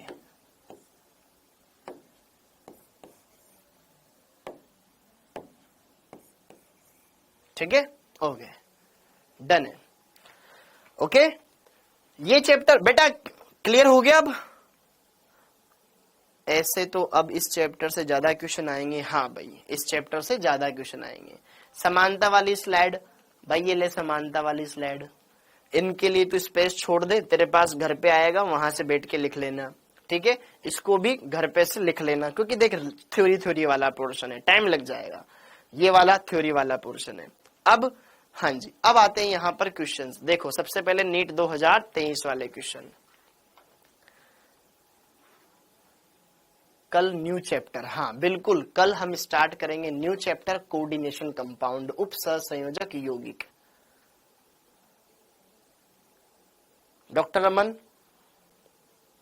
बेटा इन चैप्टर की एनसीईआरटी संपूर्ण मिलेगी कि शायद देखो आपके अपलोड हो भी चुकी है, मैंने कल परसों अपलोड करवाई थी, एक तो केमिकल काइनेटिक्स की और डी&एफ ब्लॉक की, ठीक। हाँ जी, अब जरा देखो ध्यान से, यहां पर अब सारी बातें एक तरफ पढ़ने वाली बातें, एक तरफ नीट 2023 में क्वेश्चन आया था आपके इस साल, नीट 2023 में क्वेश्चन आया था ये कि जलीय विलयन में कॉपर +2 आयन लवणों का स्थायित्व कॉपर प्लस आयनों के लवणों से अधिक होता है, इसका कारण क्या है। इसका कारण ये है कि जब कॉपर +2 आयन बनता है तो जल योजन ऊर्जा ज्यादा निकलती है। यस और नो, क्लियर है बेटा, खत्म, अभी हो जाएगा। वेरी गुड बेटा, मिल गई ना। हाँ जी, अब अगला क्वेश्चन, निम्न में से कौन सा कथन सत्य नहीं है। कौन सा कथन सत्य नहीं है बेटा, अब नहीं बताऊंगा, अब तो क्वेश्चन करवाऊंगा ना। हाँ जी, ये भी आपके नीट 2023 में आया था, याद है। ओके लोकेश राहुल, क्या हो गया बेटा। संकुल मतलब उप सहसंयोजक यौगिक, ठीक है, बड़े बड़े कंपाउंड। स्कैंडियम के अतिरिक्त सभी संक्रमण धातुएं MO ऑक्साइड बनाती है जो कि आयनिक होता है। क्या ये बात सत्य है। क्या स्कैंडियम यहां पर MO प्रकार के ऑक्साइड बनाता है क्या, स्कैंडियम के अलावा सभी। ध्यान से देखो, देखो स्कैंडियम पर +2 चार्ज स्टेबल होता ही नहीं है ना। स्कैंडियम तो +3 दर्शाता है, स्कैंडियम तो +3 दर्शाता है, तो ये +3 का ऑक्साइड बनाएगा, Se2O3। याद है, ये +3 वाला ऑक्साइड बनाता है। बाकी टाइटेनियम TiO बनाता है, वेनेडियम +2 वाला बना सकता है, क्रोमियम बना सकता है, ये नहीं बनाता क्योंकि ये तो +3 दर्शाता है। क्या पहली वाला सत्य है। यस, हमें असत्य बताना है जो सत्य नहीं है। क्लियर। अगला देखो, समूह संख्या के संगत उच्चतम ऑक्सीकरण अवस्थाएं संक्रमण धातुओं के ऑक्साइडों में स्कैंडियम से मैंगनीज में प्राप्त होती है। याद करो, हमने पढ़ा था जब हम स्कैंडियम से मैंगनीज की ओर जाते हैं तो यह तत्व इनके ऑक्साइडों में उच्चतम ऑक्सीकरण अवस्था दर्शाते हैं। स्कैंडियम अपने ऑक्साइड में +3, टाइटेनियम +4, वेनेडियम +5, मैंगनीज क्रोमियम +7 तक दर्शाता है। ये वाली बात सत्य है क्या। पढ़ा था हमने, देखो कितना बकवास सा क्वेश्चन था लेकिन पेपर में आया है बेटा, ठीक है। तो ये दो तो सत्य है, ए सत्य है और बी सत्य है, ठीक है। ओके, अब V2O3 से V2O4 V2O5 की ओर जाते हैं तो क्या क्षारीय गुण बढ़ते हैं क्या। अधिकतम ऑक्सीकरण अवस्था की ओर जाते हैं तो आयनिक गुण बढ़ते हैं ना, अम्लीय गुण बढ़ते हैं। देखो ये +3 ऑक्सीकरण अवस्था में, ये +4 ऑक्सीकरण अवस्था में, ये +5, तो अधिकतम ऑक्सीकरण अवस्था में चलने पर तो क्षारीय गुण की बजाय अम्लीय गुण बढ़ते हैं। ये गलत है, गलत है, तो सी वाला गलत हो जाएगा। सी यहां पर है और सी यहां पर है, ठीक है। ओके, V2O4 अम्लों में घुल करके VO4 3- आयन देता है क्या। जरा देखो ध्यान से, V2O4 बेटा एसिडिक मीडियम में वेनेडियम पर आवेश कितना है, +4 है ना यहाँ पे, तो ये देता है VO2+ आयन, ये देता है, ठीक है। ये एनसीईआरटी में दे रखा है, मैंने V2O5 वाला लिखवा रखा है, V2O4 पिछले साल आ चुका है। V2O4 ये VO4 3- लवण नहीं देता है, नहीं देता है, नहीं देता है भाई साहब, नहीं देता है, ठीक है। अगला CRO क्षारीय, जबकि ये उभयधर्मी। यस, ये क्षारीय होता है, ये उभयधर्मी होता है। कम ऑक्सीकरण अवस्था वाला है ना क्षारीय, ये वाला उभयधर्मी है। ठीक है, तो यहां पर इसका आंसर क्या है? डी है। केवल सी और डी ऐसे हैं जो कि गलत है। हाँ या ना? बेटा एनसीईआरटी लाइन बाय लाइन की, एनसीईआरटी क्यों पढ़नी शिवम, जब मैंने यहां पे पढ़ाया हुआ है? क्यों पढ़नी है? यहां पढ़वा तो आया हूं, पढ़ाया तो ये पूरा चैप्टर थ्योरी वाला ही है। क्लियर? तो इसका आंसर हो जाएगा 4। कोई दिक्कत है? अरे जो सही नहीं है वो निकालना है, क्वेश्चन पढ़ना। ठीक है, तो सी और डी गलत है, तो गलत वालों पे आपको ये गलत, ये गलत, गलत वालों को चूज करना था। हाँ जी, निम्न में से गलत कथन की पहचान करें। ये है तुम्हारे नीट 2022 का क्वेश्चन, नीट 2022 का क्वेश्चन। इसके क्वेश्चंस नहीं बन रहे हैं बेटा, मैं यहां पे समझा तो रहा हूं आपको।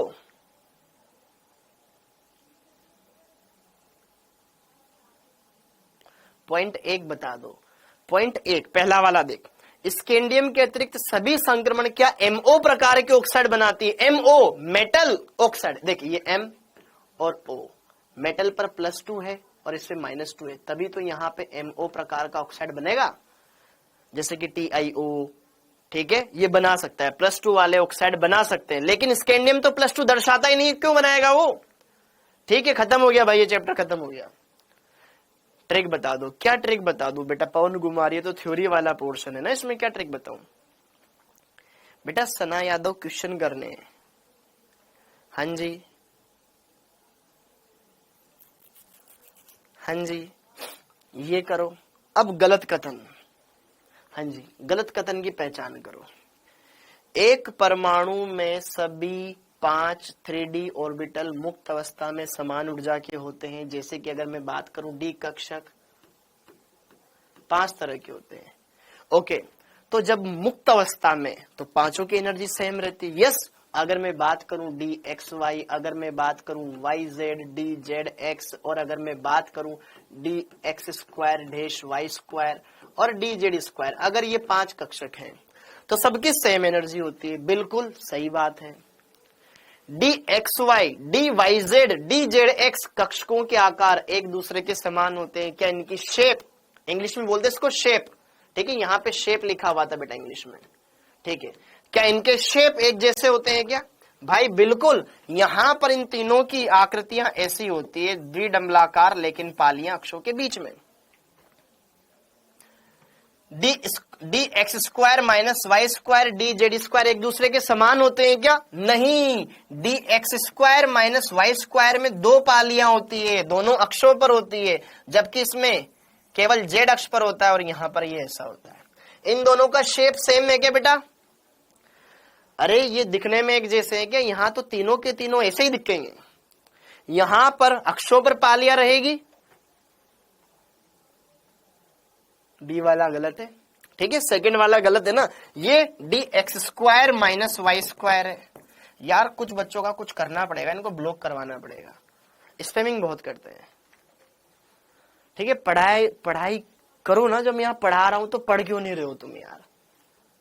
और कुछ ना कभी भी कॉल कर देंगे भाई, रात को 12 बज रही हो, सुबह 6 बज रही हो, 7 बज रही हो, परेशान हो जाते बेटा हम भी। ठीक, हाँ जी, ये क्लियर हो गया। और रीजन क्या रहता है? सर मेरा बैकलॉग हो गया है, कैसे कवर करूं? हाँ जी, ये क्लियर हो गया, सिंपल है। ओके, तो सेकंड वाला रॉन्ग हो जाएगा हमारा। अब यहां पर देखो ध्यान से, 4D की तुलना में सभी 5D आकार में भिन्न होते हैं। 4D का साइज छोटा होगा, 5D का साइज बड़ा होगा, आकार में बड़े होंगे यार। ठीक है, ओके, सही बात है। सभी 4D कक्षकों के आकार संबंधित 5D कक्षकों के, यहां पर शेप देखो ध्यान से, हिंदी में यही दिक्कत है। सभी 4D की तुलना में सभी 5D आकार में भिन्न होते हैं क्या? साइज में तो डिफरेंट ही रहेंगे, लेकिन यहां पर अब ये 4D कक्षकों का आकार संबंधित 3D कक्षकों के समान। शेप, यहां पर शेप है, आकृति है, आकृतियां तो सेम ही रहेगी बेटा, आकृतियां तो सेम ही रहेगी, जैसे 3D कक्षकों की आकृतियां होती है द्विडंबलाकार, 3 ऐसे, एक ऐसा, एक ऐसा, ऐसा ही 4D में भी रहेगा, बस उनका साइज बड़ा रहेगा। हाँ या ना? नंबर क्यों दिया, आपकी गलती है। हाँ जी, तो ये वाली बात भी सत्य है, आपको गलत बताना था। हाँ जी, ये सारी बातें क्लियर हो गई, ये सारी का बातें क्लियर हो गई। यहां पर ये वाला पॉइंट गलत है, बाकी ये तीनों पॉइंट सही है। किसी को कोई दिक्कत है? किसी को कोई दिक्कत है? इस वाले पॉइंट में सेकंड वाला रॉन्ग है, बाकी फर्स्ट, थर्ड, फोर्थ क्लियर है। भाई बोल दो, अभी बोल दो, आगे बढ़ जाऊं मैं। क्लियर है ना? क्योंकि यहां पर इन दोनों का शेप डिफरेंट होता है, सेम नहीं होता है। ओके, अब आगे बढ़ते हैं। अगला वाला क्वेश्चन, यहां पर जर्कोनियम और हाफनियम का साइज सेम होता है, कारण क्या है?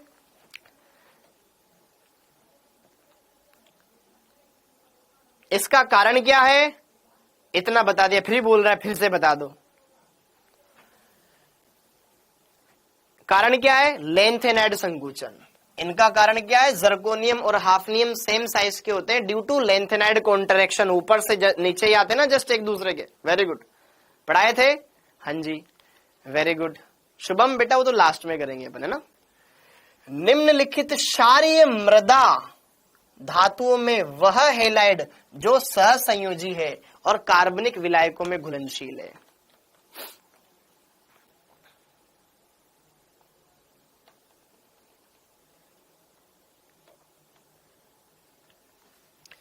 क्षारीय मृदा, क्षारीय मृदा किसको कहा जाता है? क्षारीय मृदा धातुएं किस में आती है? एस ब्लॉक में आती है। क्षारीय मृदा यहां पे जो बोल रहा है ना, ये एस ब्लॉक की बात कर रहा है, एस ब्लॉक के सेकंड वर्ग की बात कर रहा है। Strontium chloride, magnesium chloride, beryllium chloride, beryllium chloride, फिर मैग्नीशियम क्लोराइड, फिर यहां पर कैल्शियम क्लोराइड, फिर स्ट्रोंशियम क्लोराइड। बेटा नाम देके सूत्र लिखना आना चाहिए तुम्हें, है ना। पहले तो ये, अब देखो कौन सर्वाधिक कार्बनिक, कौन से, किस कॉन्सेप्ट से होएगा ये क्वेश्चन? किस कॉन्सेप्ट से होएगा ये क्वेश्चन? किस कॉन्सेप्ट से होगा ये क्वेश्चन, ये बताओ। इसके पीछे क्या कॉन्सेप्ट लगाया आपने? इस क्वेश्चन के पीछे क्या कॉन्सेप्ट लगाया? आंसर इसका है सी, बेरिलियम क्लोराइड सबसे ज्यादा सहसंयोजी होता है। वेरी गुड, वेरी गुड गुड़िया, वेरी गुड बेटा। क्या कॉन्सेप्ट लगाया? क्या कॉन्सेप्ट लगाया? फजान का नियम, फजान का नियम। Very good Vineet, very good, Fajans नियम। देख भाई, ये ऊपर से देख, यहाँ पे बेरिलियम +2, यहाँ पे मैग्नीशियम +2, कैल्शियम +2, स्ट्रोंशियम +2, धनायन अलग अलग है, ऋणायन समान है, ऊपर से नहीं चल रहे हैं। धनायन का आकार बढ़ रहा है, धनायन का आकार बढ़ेगा तो वो ऋणायन का ध्रुवण कम कर पाएगा, इस वजह से वो आयनिक का आयनिक बना रहेगा। जबकि यहाँ पे छोटे आकार का धनायन है, छोटे आकार का धनायन ऋणायन के इलेक्ट्रॉन अणु को अपनी ओर खींच लेगा, जिससे आयनिक यौगिक में सहसंयोजक बंध उत्पन्न हो जाएंगे। तो ये सर्वाधिक सहसंयोजी है, सर्वाधिक सहसंयोजी।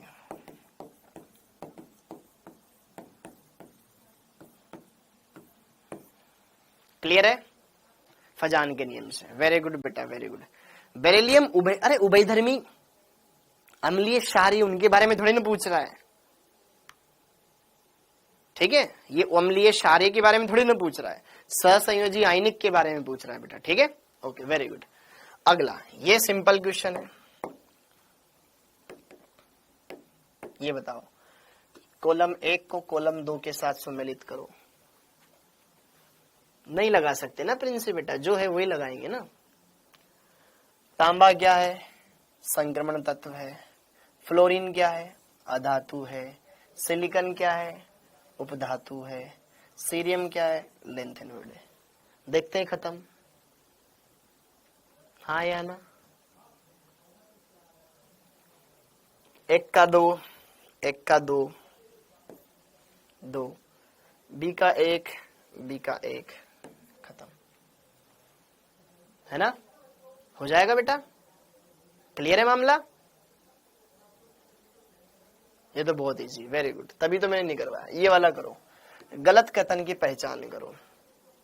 गलत कथन की पहचान करो। इसको ट्राई करो, गलत कथन की पहचान करो। आपको सही नहीं बताने, गलत बताने।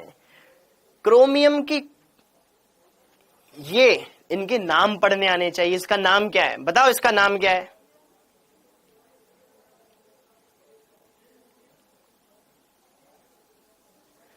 महेंद्र करोटिया बेटा यहां पे करवा देता हूं ना इन क्वेश्चन को साथ के साथ, फिर ये बोलोगे सर मेरे से नहीं हुआ, इसलिए अभी टाइम है अपने पास, कर लेंगे। देखो इनके नाम पढ़ने आने चाहिए, वरना बेटा नहीं कर पाओगे। हाँ, एक क्रोमेट आयन है, एक पर क्रोमेट नहीं होता, डाइक्रोमेट होता है। हर्षित, क्या दोनों में ऑक्सीकरण की क्रोमियम की ऑक्सीकरण अवस्था समान नहीं है? ये क्वेश्चन ने बोला है। ये क्रोमेट है और एक डाइक्रोमेट है। Very good, very good, very good. Chromium, क्रोमीन आयन। बेटा चंचल, इतने चंचल नहीं बने, पेपर में बेटा -1 मिल जाएगा। क्या दोनों में, दोनों क्रोमियम की ऑक्सीकरण अवस्था अलग अलग होती है क्या? नहीं होती। एक्स मान के निकाल लो ना यार। अगर मैं क्रोमियम की ऑक्सीकरण अवस्था इसमें देखूंगा CrO4 2- में, यहां पर इसकी एक्स मान ली 4 ऑक्सीजन है, एक पर -2, टोटल आवेश -2 के बराबर, एक्स बराबर सोल्व करोगे प्लस का 6 आ जाएगा। ठीक है। और यहां पर अगर देखो डाइक्रोमेट में Cr2O7 2-, टोटल आवेश -2 है, 2 क्रोमियम में, एक पर आवेश x, 2 पर आवेश 2x, 7 ऑक्सीजन है, एक पर -2 होता है, टोटल आवेश -2 के बराबर कर दो, सोल्व करोगे x का मान निकल के आएगा प्लस का 6, दोनों पर +6। ये बोल रहा है डिफरेंट है भैया, पहला गलत ऑप्शन है। तो गलत ऑप्शन को पहचान लो। पहचान लिया, पहचान लिया पहले ऑप्शन को। Cr+2 और Fe+2, जब Cr+2 Fe+2 से अधिक प्रबल अपचायक है, हाँ, क्योंकि Cr+3 ज्यादा स्टेबल होता है +2 के मुकाबले। क्या ये वाला बात सत्य है? क्रोमियम +2 से +3 में ज्यादा स्टेबल होता है बेटा। यहाँ पे D4 विन्यास है, आज ही यूट्यूब पे पढ़ाया था, यहाँ D3 है, तो जलीय माध्यम में D3 ज्यादा स्टेबल होता है। ये तो सत्य है, आज ही यूट्यूब पे पढ़ाया था। क्रोमियम +2 से +3 में ज्यादा स्टेबल होता है, क्योंकि +3 में D3 विन्यास, T2G के अंदर आएंगे तीनों इलेक्ट्रॉन। ठीक है, ये स्टेबल है।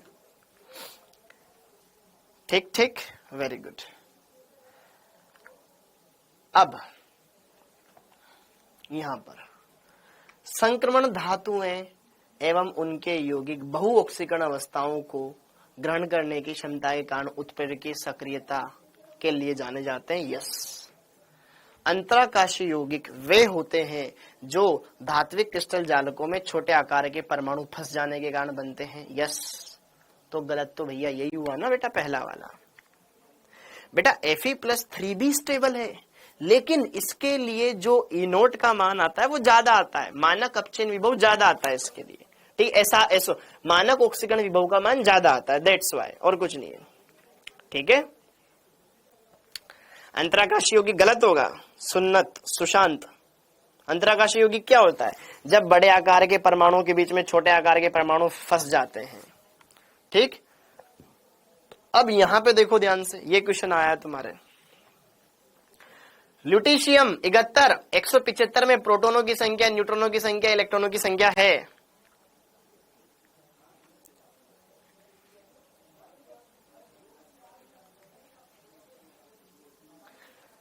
बेटा 4th वाला गलत क्यों होगा? सुशांत पागल है क्या?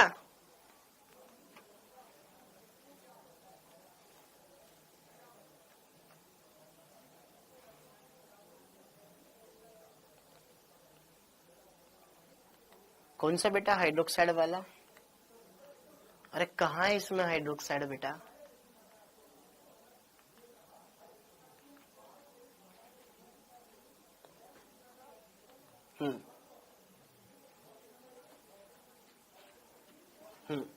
ल्यूटीशियम 71 नंबर पर है, तो इसमें प्रोटॉन भी कितने हैं? 71 है। इलेक्ट्रॉन भी कितने हैं? 71 है, क्योंकि उदासीन है। ठीक है, इसके लिए ए का मान कितना दे रखा है? ए का मान, मास नंबर कितना दे रखा है इसका? 75। तो मेरे को न्यूट्रॉन निकालने हैं, तो प्रोटोनों की संख्या प्लस न्यूट्रॉनों की संख्या का योग 175 कर दो। ये कितना दे रखा है 71, तो न्यूट्रॉनों की संख्या कितनी आ जाएगी 104।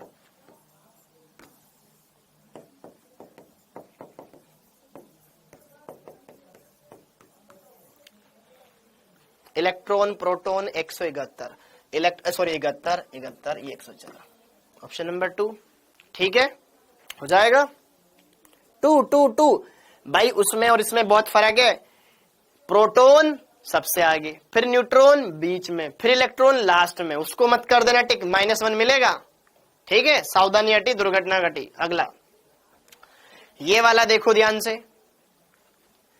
जब उदासीन या दुर्बल क्षारीय केमेनोफोर को पोटेशियम आयोडाइड के साथ उपचारित किया जाता है तो आयोडाइड आयन X में परिवर्तित होता है। तो X क्या है? पढ़ाया था I2 में। अरे शेख बाबू गलत है बेटा। मीडियम देखो, माध्यम देखो, माध्यम दुर्बल क्षारीय उदासीन माध्यम में केमेनोफोर। हमें बस केवल मैग्नेट आयन से मतलब है। MnO4 माइनस खुद तो MnO2 में कन्वर्ट हो जाता है। और अगर आप इसके साथ पोटेशियम आयोडाइड, क्या होता है पोटेशियम आयोडाइड Ki, तो K प्लस I माइनस, मुझे इसके ऋणायन से मतलब है। ये इसको किस में ऑक्सीकृत कर देगा बताओ? आयोडेट आयन में, IO3 माइनस में, इसमें कन्वर्ट कर देगा। आयोडेट आयन में कन्वर्ट कर देगा। इसमें ऑक्सीकरणांक इसका +5 +3, इसका आंसर आएगा 3rd। ठीक है, और अगर यहीं पर यह माध्यम अम्लीय होता तो I2 बना देता। ठीक है, अगर यहीं ये अम्लीय माध्यम होता, अम्लीय में क्या करता कि यार MnO4 माइनस तो खुद तो रंगहीन हो जाता, Mn+2 में चला जाता, और I माइनस को ये I2 में ऑक्सीकृत कर देता। हाँ जी सर, आपने अम्लीय वाला लिखवाया था बेटा, ये भी लिखवाया था, वो भी लिखवाया था, पूरा लिखा करो शुभम। ठीक है, अम्लीय में ये और ये, उदासीन और दुर्बल क्षारीय में।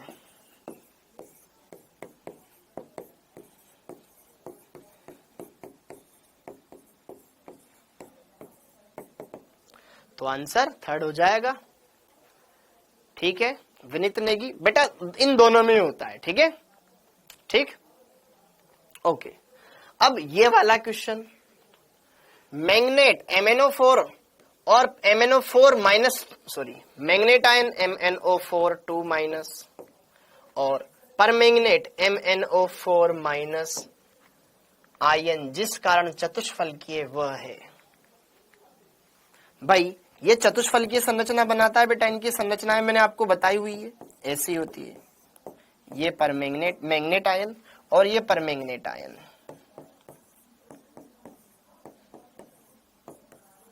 दोनों चतुष्फलकीय होते हैं। दीक्षा जी अब इधर देखो ध्यान से, कल भी इनऑर्गेनिक चलेगी बिल्कुल। अब देखो ध्यान से, पाई आबंधन में मैंगनीज के डी कक्षक के साथ ऑक्सीजन के पी कक्षक का अतिव्यापन होता है क्या? गुड, पाई आबंधन नहीं होता, हट बुड़बग। पाई आबंधन में मैंगनीज के पी कक्षक ऑक्सीजन के पी कक्षक के साथ अतिव्यापित होते हैं क्या? पाई आबंधन में मैंगनीज के डी कक्षक ऑक्सीजन के डी कक्षक, ऑक्सीजन के पास डी कक्षक होते हैं क्या? ऑक्सीजन तो दूसरे आवर्त में है, उसमें डी कहां आगे? ये गलत, दो तो वैसे ही निपट गए। अब 1 और 3 में चुनाव करना है, 1 और 3 में चुनाव करना है, 1 और 3 में चुनाव करना है। तो जरा देखो ध्यान से, क्या देखो ध्यान से, जरा देखिए ध्यान से। यहां पर जो पाई बॉन्ड बनता है वो इसके मैंगनीज के डी कक्षक, ये यहां पर जो पाई बॉन्ड बनता है ना, और ऑक्सीजन के बीच में जो पाई बॉन्ड बनता है बेटा, ये पाई बॉन्ड, ठीक है, ये बनता है मैंगनीज का तो डी कक्षक और ऑक्सीजन का पी कक्षक। पी पाई डी पाई अतिव्यापन, पी पाई डी पाई अतिव्यापन, ठीक है, इससे बनता है। और यह बेटा एनटीए के द्वारा दिया गया आंसर है, ठीक है, पी पाई डी पाई। ठीक, ध्यान रखना। ओके, मैंगनीज का डी कक्षक और इसका पी कक्षक, ये ठीक है, डी पाई पी पाई। ध्यान रखिएगा, डी ब्लॉक के तत्व जो पाई बॉन्ड भी बनाएंगे ना अपने डी ऑर्बिटल से बनाएंगे। हाँ जी, ठीक है।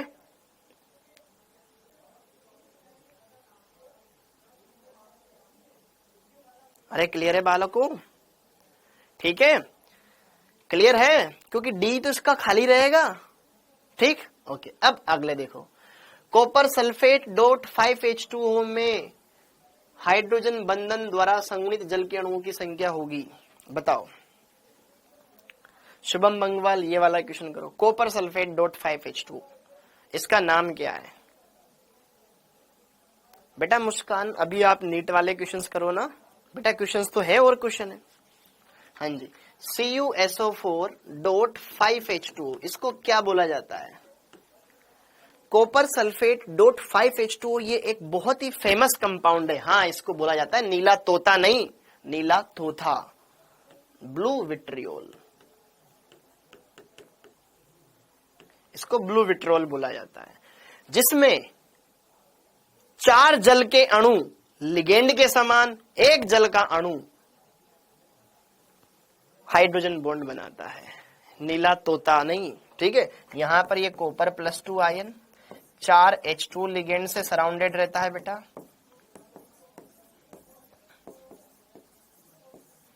ठीक है, 4H2 लिगेंड से सराउंडेड रहता है, जबकि एक जल का अणु इसके साथ हाइड्रोजन बॉन्डिंग करके रहता है, इस तरीके से। ठीक है, यहां पर और एक वाटर मॉलिक्यूल, ठीक है, ये इस तरीके से हाइड्रोजन बॉन्डिंग करके रहता है यहां पर, और यहां पर ये जो +2 आयन है बाहर सल्फेट आयन इसमें रहता है, SO4 -। तो ये ध्यान रखें, इसमें 4 तो लिगेंड की तरह बिहेव करते हैं, एक यहां पर हाइड्रोजन बॉन्डिंग करता है। इसमें सब तरह के बॉन्ड है, आयनिक बंध सल्फेट और कॉपर के बीच में, हाइड्रोजन बॉन्ड ये रहा, सहसंयोजक बंध ऑक्सीजन और हाइड्रोजन के बीच में, उप सहसंयोजक बंध ये रहा लिगेंड और इसके बीच में। हाँ या ना, ब्लू पैरट। ठीक, तो यहां पर हाइड्रोजन बॉन्ड कितने जल के अणु बनाते हैं? सिर्फ एक बनाता है बेटा, एक ही हाइड्रोजन बॉन्डिंग में पार्टिसिपेट करता है। ठीक है सुशांत मिश्रा, एक।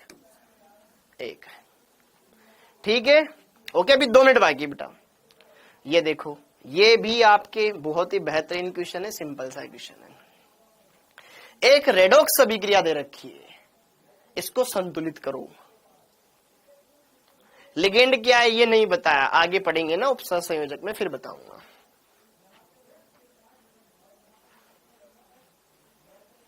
बेटा 2 3 नहीं हो रहा है। रोहित यादव बेटा कुछ बात नहीं है, उससे क्या फर्क पड़ेगा। रेडॉक्स अभिक्रिया, अब देखो ध्यान से, रेडॉक्स अभिक्रिया, रेडॉक्स अभिक्रिया में देखो कौन किस में जा रहा है। Mn इससे इसमें गया, तो इसको अलग कर लो। मैंगनीज मैंगनेट आयन किस में गया? Mn+2 में गया। तो अब जरा देखो ध्यान से, इसको संतुलित करना। सबसे बेटा इसके पढ़ेंगे, वो भी पढ़ेंगे, योगेश से नहीं वो भी पढ़ेंगे, टेंशन मत ले, सब करवाऊंगा। कितने मैंगनीज? 1 मैंगनीज। इधर कितने मैंगनीज? 1 मैंगनीज। कितने ऑक्सीजन? 4। जिधर ऑक्सीजन कम हो उधर उतने जल के अणु जोड़ दो। इधर 4 ऑक्सीजन है, इधर 4 जल के अणु जोड़ दो। जोड़ दिए गुरुजी। हाइड्रोजन कितने हो गए? 8। इधर 8 H+ आयन जोड़ दो। जोड़ दिए गुरुजी, जोड़ दिए। अब आवेश को संतुलित कर दो, आवेश को संतुलित कर दो। इधर प्लस का 8 और माइनस का 1, प्लस का 7 धनावेश है, इधर प्लस का 2 है, इधर धनावेश कम है, इधर धनावेश ज्यादा है। जिधर धनावेश ज्यादा है उधर इलेक्ट्रॉन चिपका दो। 7 है, 5 इलेक्ट्रॉन इधर चिपका दो। आवेश बैलेंस हो गया, हो गया।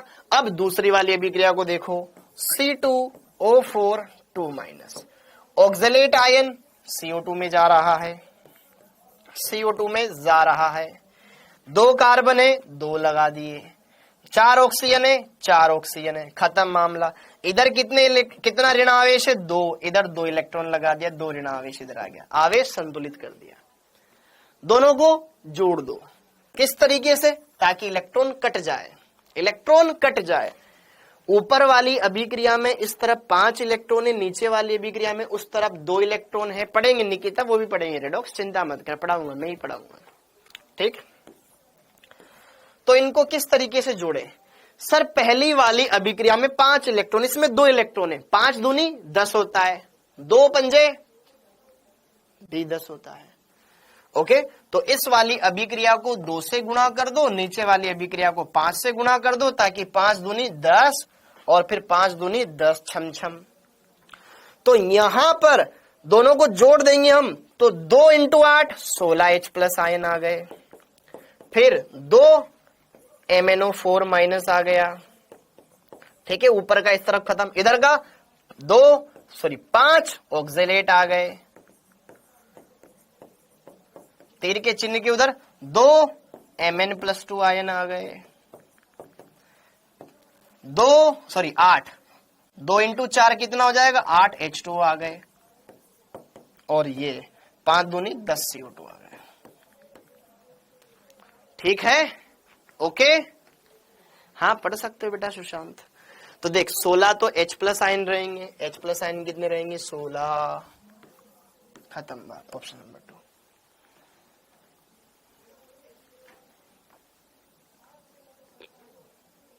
पांच ऑक्जेलेट आयन, 2 Mn आयन, 16 2 5, खत्म है बेटा। देख इसके अंदर देख, ये रेडॉक्स वाला क्वेश्चन है, ठीक है, लेकिन मैं बताता हूं रेडॉक्स अभिक्रियाओं को संतुलित कैसे किया जाता है। उसमें अर्ध ऑक्सीकरण और अर्ध अपचयन अभिक्रिया को अलग करते हैं सबसे पहले। तो मैंगनीज आयन इसमें था, मैंगनीज इसमें था, उसमें था, तो मैंगनीज इसमें से ही निकला, और ये CO2 था इसमें से ही निकला। ओके, तो यहां पर इसको बैलेंस किया, इसको बैलेंस किया, फिर दोनों को जोड़ दिया इस तरीके से ताकि इलेक्ट्रॉन कट जाए, सीधे बैलेंस कर लिया। बेटा थोड़ा टाइम लगता है उसमें, ऐसे डायरेक्ट हो जाता है। क्वेश्चन समझ में नहीं आया?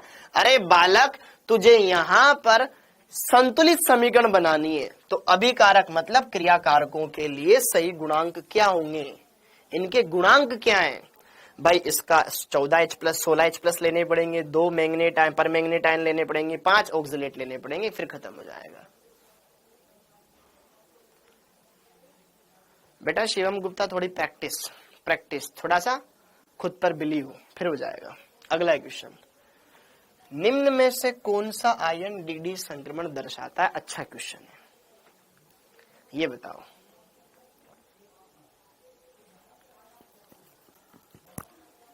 इसमें बताओ बेटा, उस क्रोमेट आयन जो डाइक्रोमेट आयन होता है ना, डाइक्रोमेट आयन एसिडिक में बिहेव करता है वो, ठीक है, ये वाला बताओ। अंकित कुमार क्यों जा रहा है ऊपर से? तूने पढ़ा हुआ है, फिर क्यों जा रहा है ऊपर से? अब तो हम क्वेश्चन लगा रहे हैं ना। अब देखो ध्यान से, यहां पर डीडी संक्रमण कौन दर्शाएगा? एक बार देखो, इन सबके ऑक्सीकरण अंक निकालो। क्रोमेट आयन CrO4-2, क्रोमियम पर आवेश +6 है, तो क्रोमियम इसमें +6 में है। डाइक्रोमेट आयन Cr2O7-2, इसमें क्रोमियम पर +6 है, यहां पर भी क्रोमियम +6 में है। अगर मैं बात करूं यहां पर मैंगनेट आयन MnO4-, इसमें मैंगनीज पर +7 आवेश है, तो मैंगनीज पर +7 आवेश है। और अगर मैं बात करूं यहां पर मैंगनेट आयन MnO4-2-, इस पर आवेश +6 है, तो मैंगनीज +6 में है। अब रसगुल्ले ध्यान से यहां पर देख, इतना समझ में आया? देखो इसमें आपको यह पूछा गया है डीडी संक्रमण किसमें होगा? अरे जिसमें डी कक्षक में इलेक्ट्रॉन होगा उसमें होगा ना भाई। डीडी संक्रमण में क्या होता है बेटा? नीचे से इलेक्ट्रॉन निकल के ऊपर जाता है, वो हम उपसर्ग संयोजक यौगिक में पढ़ेंगे। लेकिन आप मेरे को ये बताओ, डीडी संक्रमण में इलेक्ट्रॉन तो होना चाहिए ना, तभी तो जाएगा भाई। डीडी संक्रमण ऐसे होता है, ये 3 नीचे कक्षक, 2 कक्षक, नीचे वाले से इलेक्ट्रॉन निकल के ऊपर जाए। अब जब क्रोमियम +6 में है तो D0 रहेगा, पूरा का पूरा D0, यहां पर भी D0, यहां पर भी D0, और यहां पर D1 रहेगा। डी में 1 इलेक्ट्रॉन रहेगा, डी में 1 इलेक्ट्रॉन रहेगा। खत्म है बेटा, खत्म है। डी में 1 इलेक्ट्रॉन रहेगा जब मैंगनीज +6 में रहेगा। 18 और 7 होता है 25, उसमें 6 आवेश है, 1 इलेक्ट्रॉन उसमें फ्री रहेगा, D1 रहेगा। डी में 1 इलेक्ट्रॉन रहेगा और डी में 1 इलेक्ट्रॉन रहेगा तो नीचे रहेगा फिर ऊपर जाएगा। अगले वाले चैप्टर में आप इसको और बखूबी समझ पाओगे। ठीक है, हाँ जी बेटा, इसी के साथ इस लेक्चर को यहीं पर हम एंड करते हैं। बाकी ये क्वेश्चंस ना हम अगली क्लास में कर लेंगे। अगली क्लास में हम उप सहसंयोजक यौगिक स्टार्ट करेंगे, पहले ये क्वेश्चंस करेंगे फिर सारी बातें यहां पर करेंगे। क्लियर है आकांक्षा जी? ठीक है बच्चों, अगली क्लास में हम क्या करेंगे, कोऑर्डिनेशन कंपाउंड पढ़ेंगे बेटा, और फिर इन क्वेश्चंस को भी डिस्कस करेंगे। ये आपके लिए मैं होमवर्क दे रहा हूं, फिर मैं कल भी मैं करवाऊंगा, इनको टेंशन मत लो। ठीक, ओके जी। 10 मिनट लेट पड़ा है। हाँ जी, ठीक है बेटा, ठीक है, 5 मिनट का लेट बोल देना। हाँ अच्छा सुनो, आपकी क्लास ना 6:35 पे स्टार्ट करवा देते हैं। ठीक है, 6:35 पे स्टार्ट करवा देते हैं, 6:35 पे स्टार्ट करवा देते हैं आपको, ताकि टाइम का भी कोई दिक्कत ना रहे। ठीक है, 6:35 पर फिजिक्स स्टार्ट हो जाएगी। ओके, खुश? 6:35 नहीं, सॉरी 7:35 ना, हाँ 7:35। ठीक है भाई, हाँ 7:35 पर। ओके, बाय बाय बेटा, बाय बाय, थैंक यू जी, थैंक यू, जय हिंद।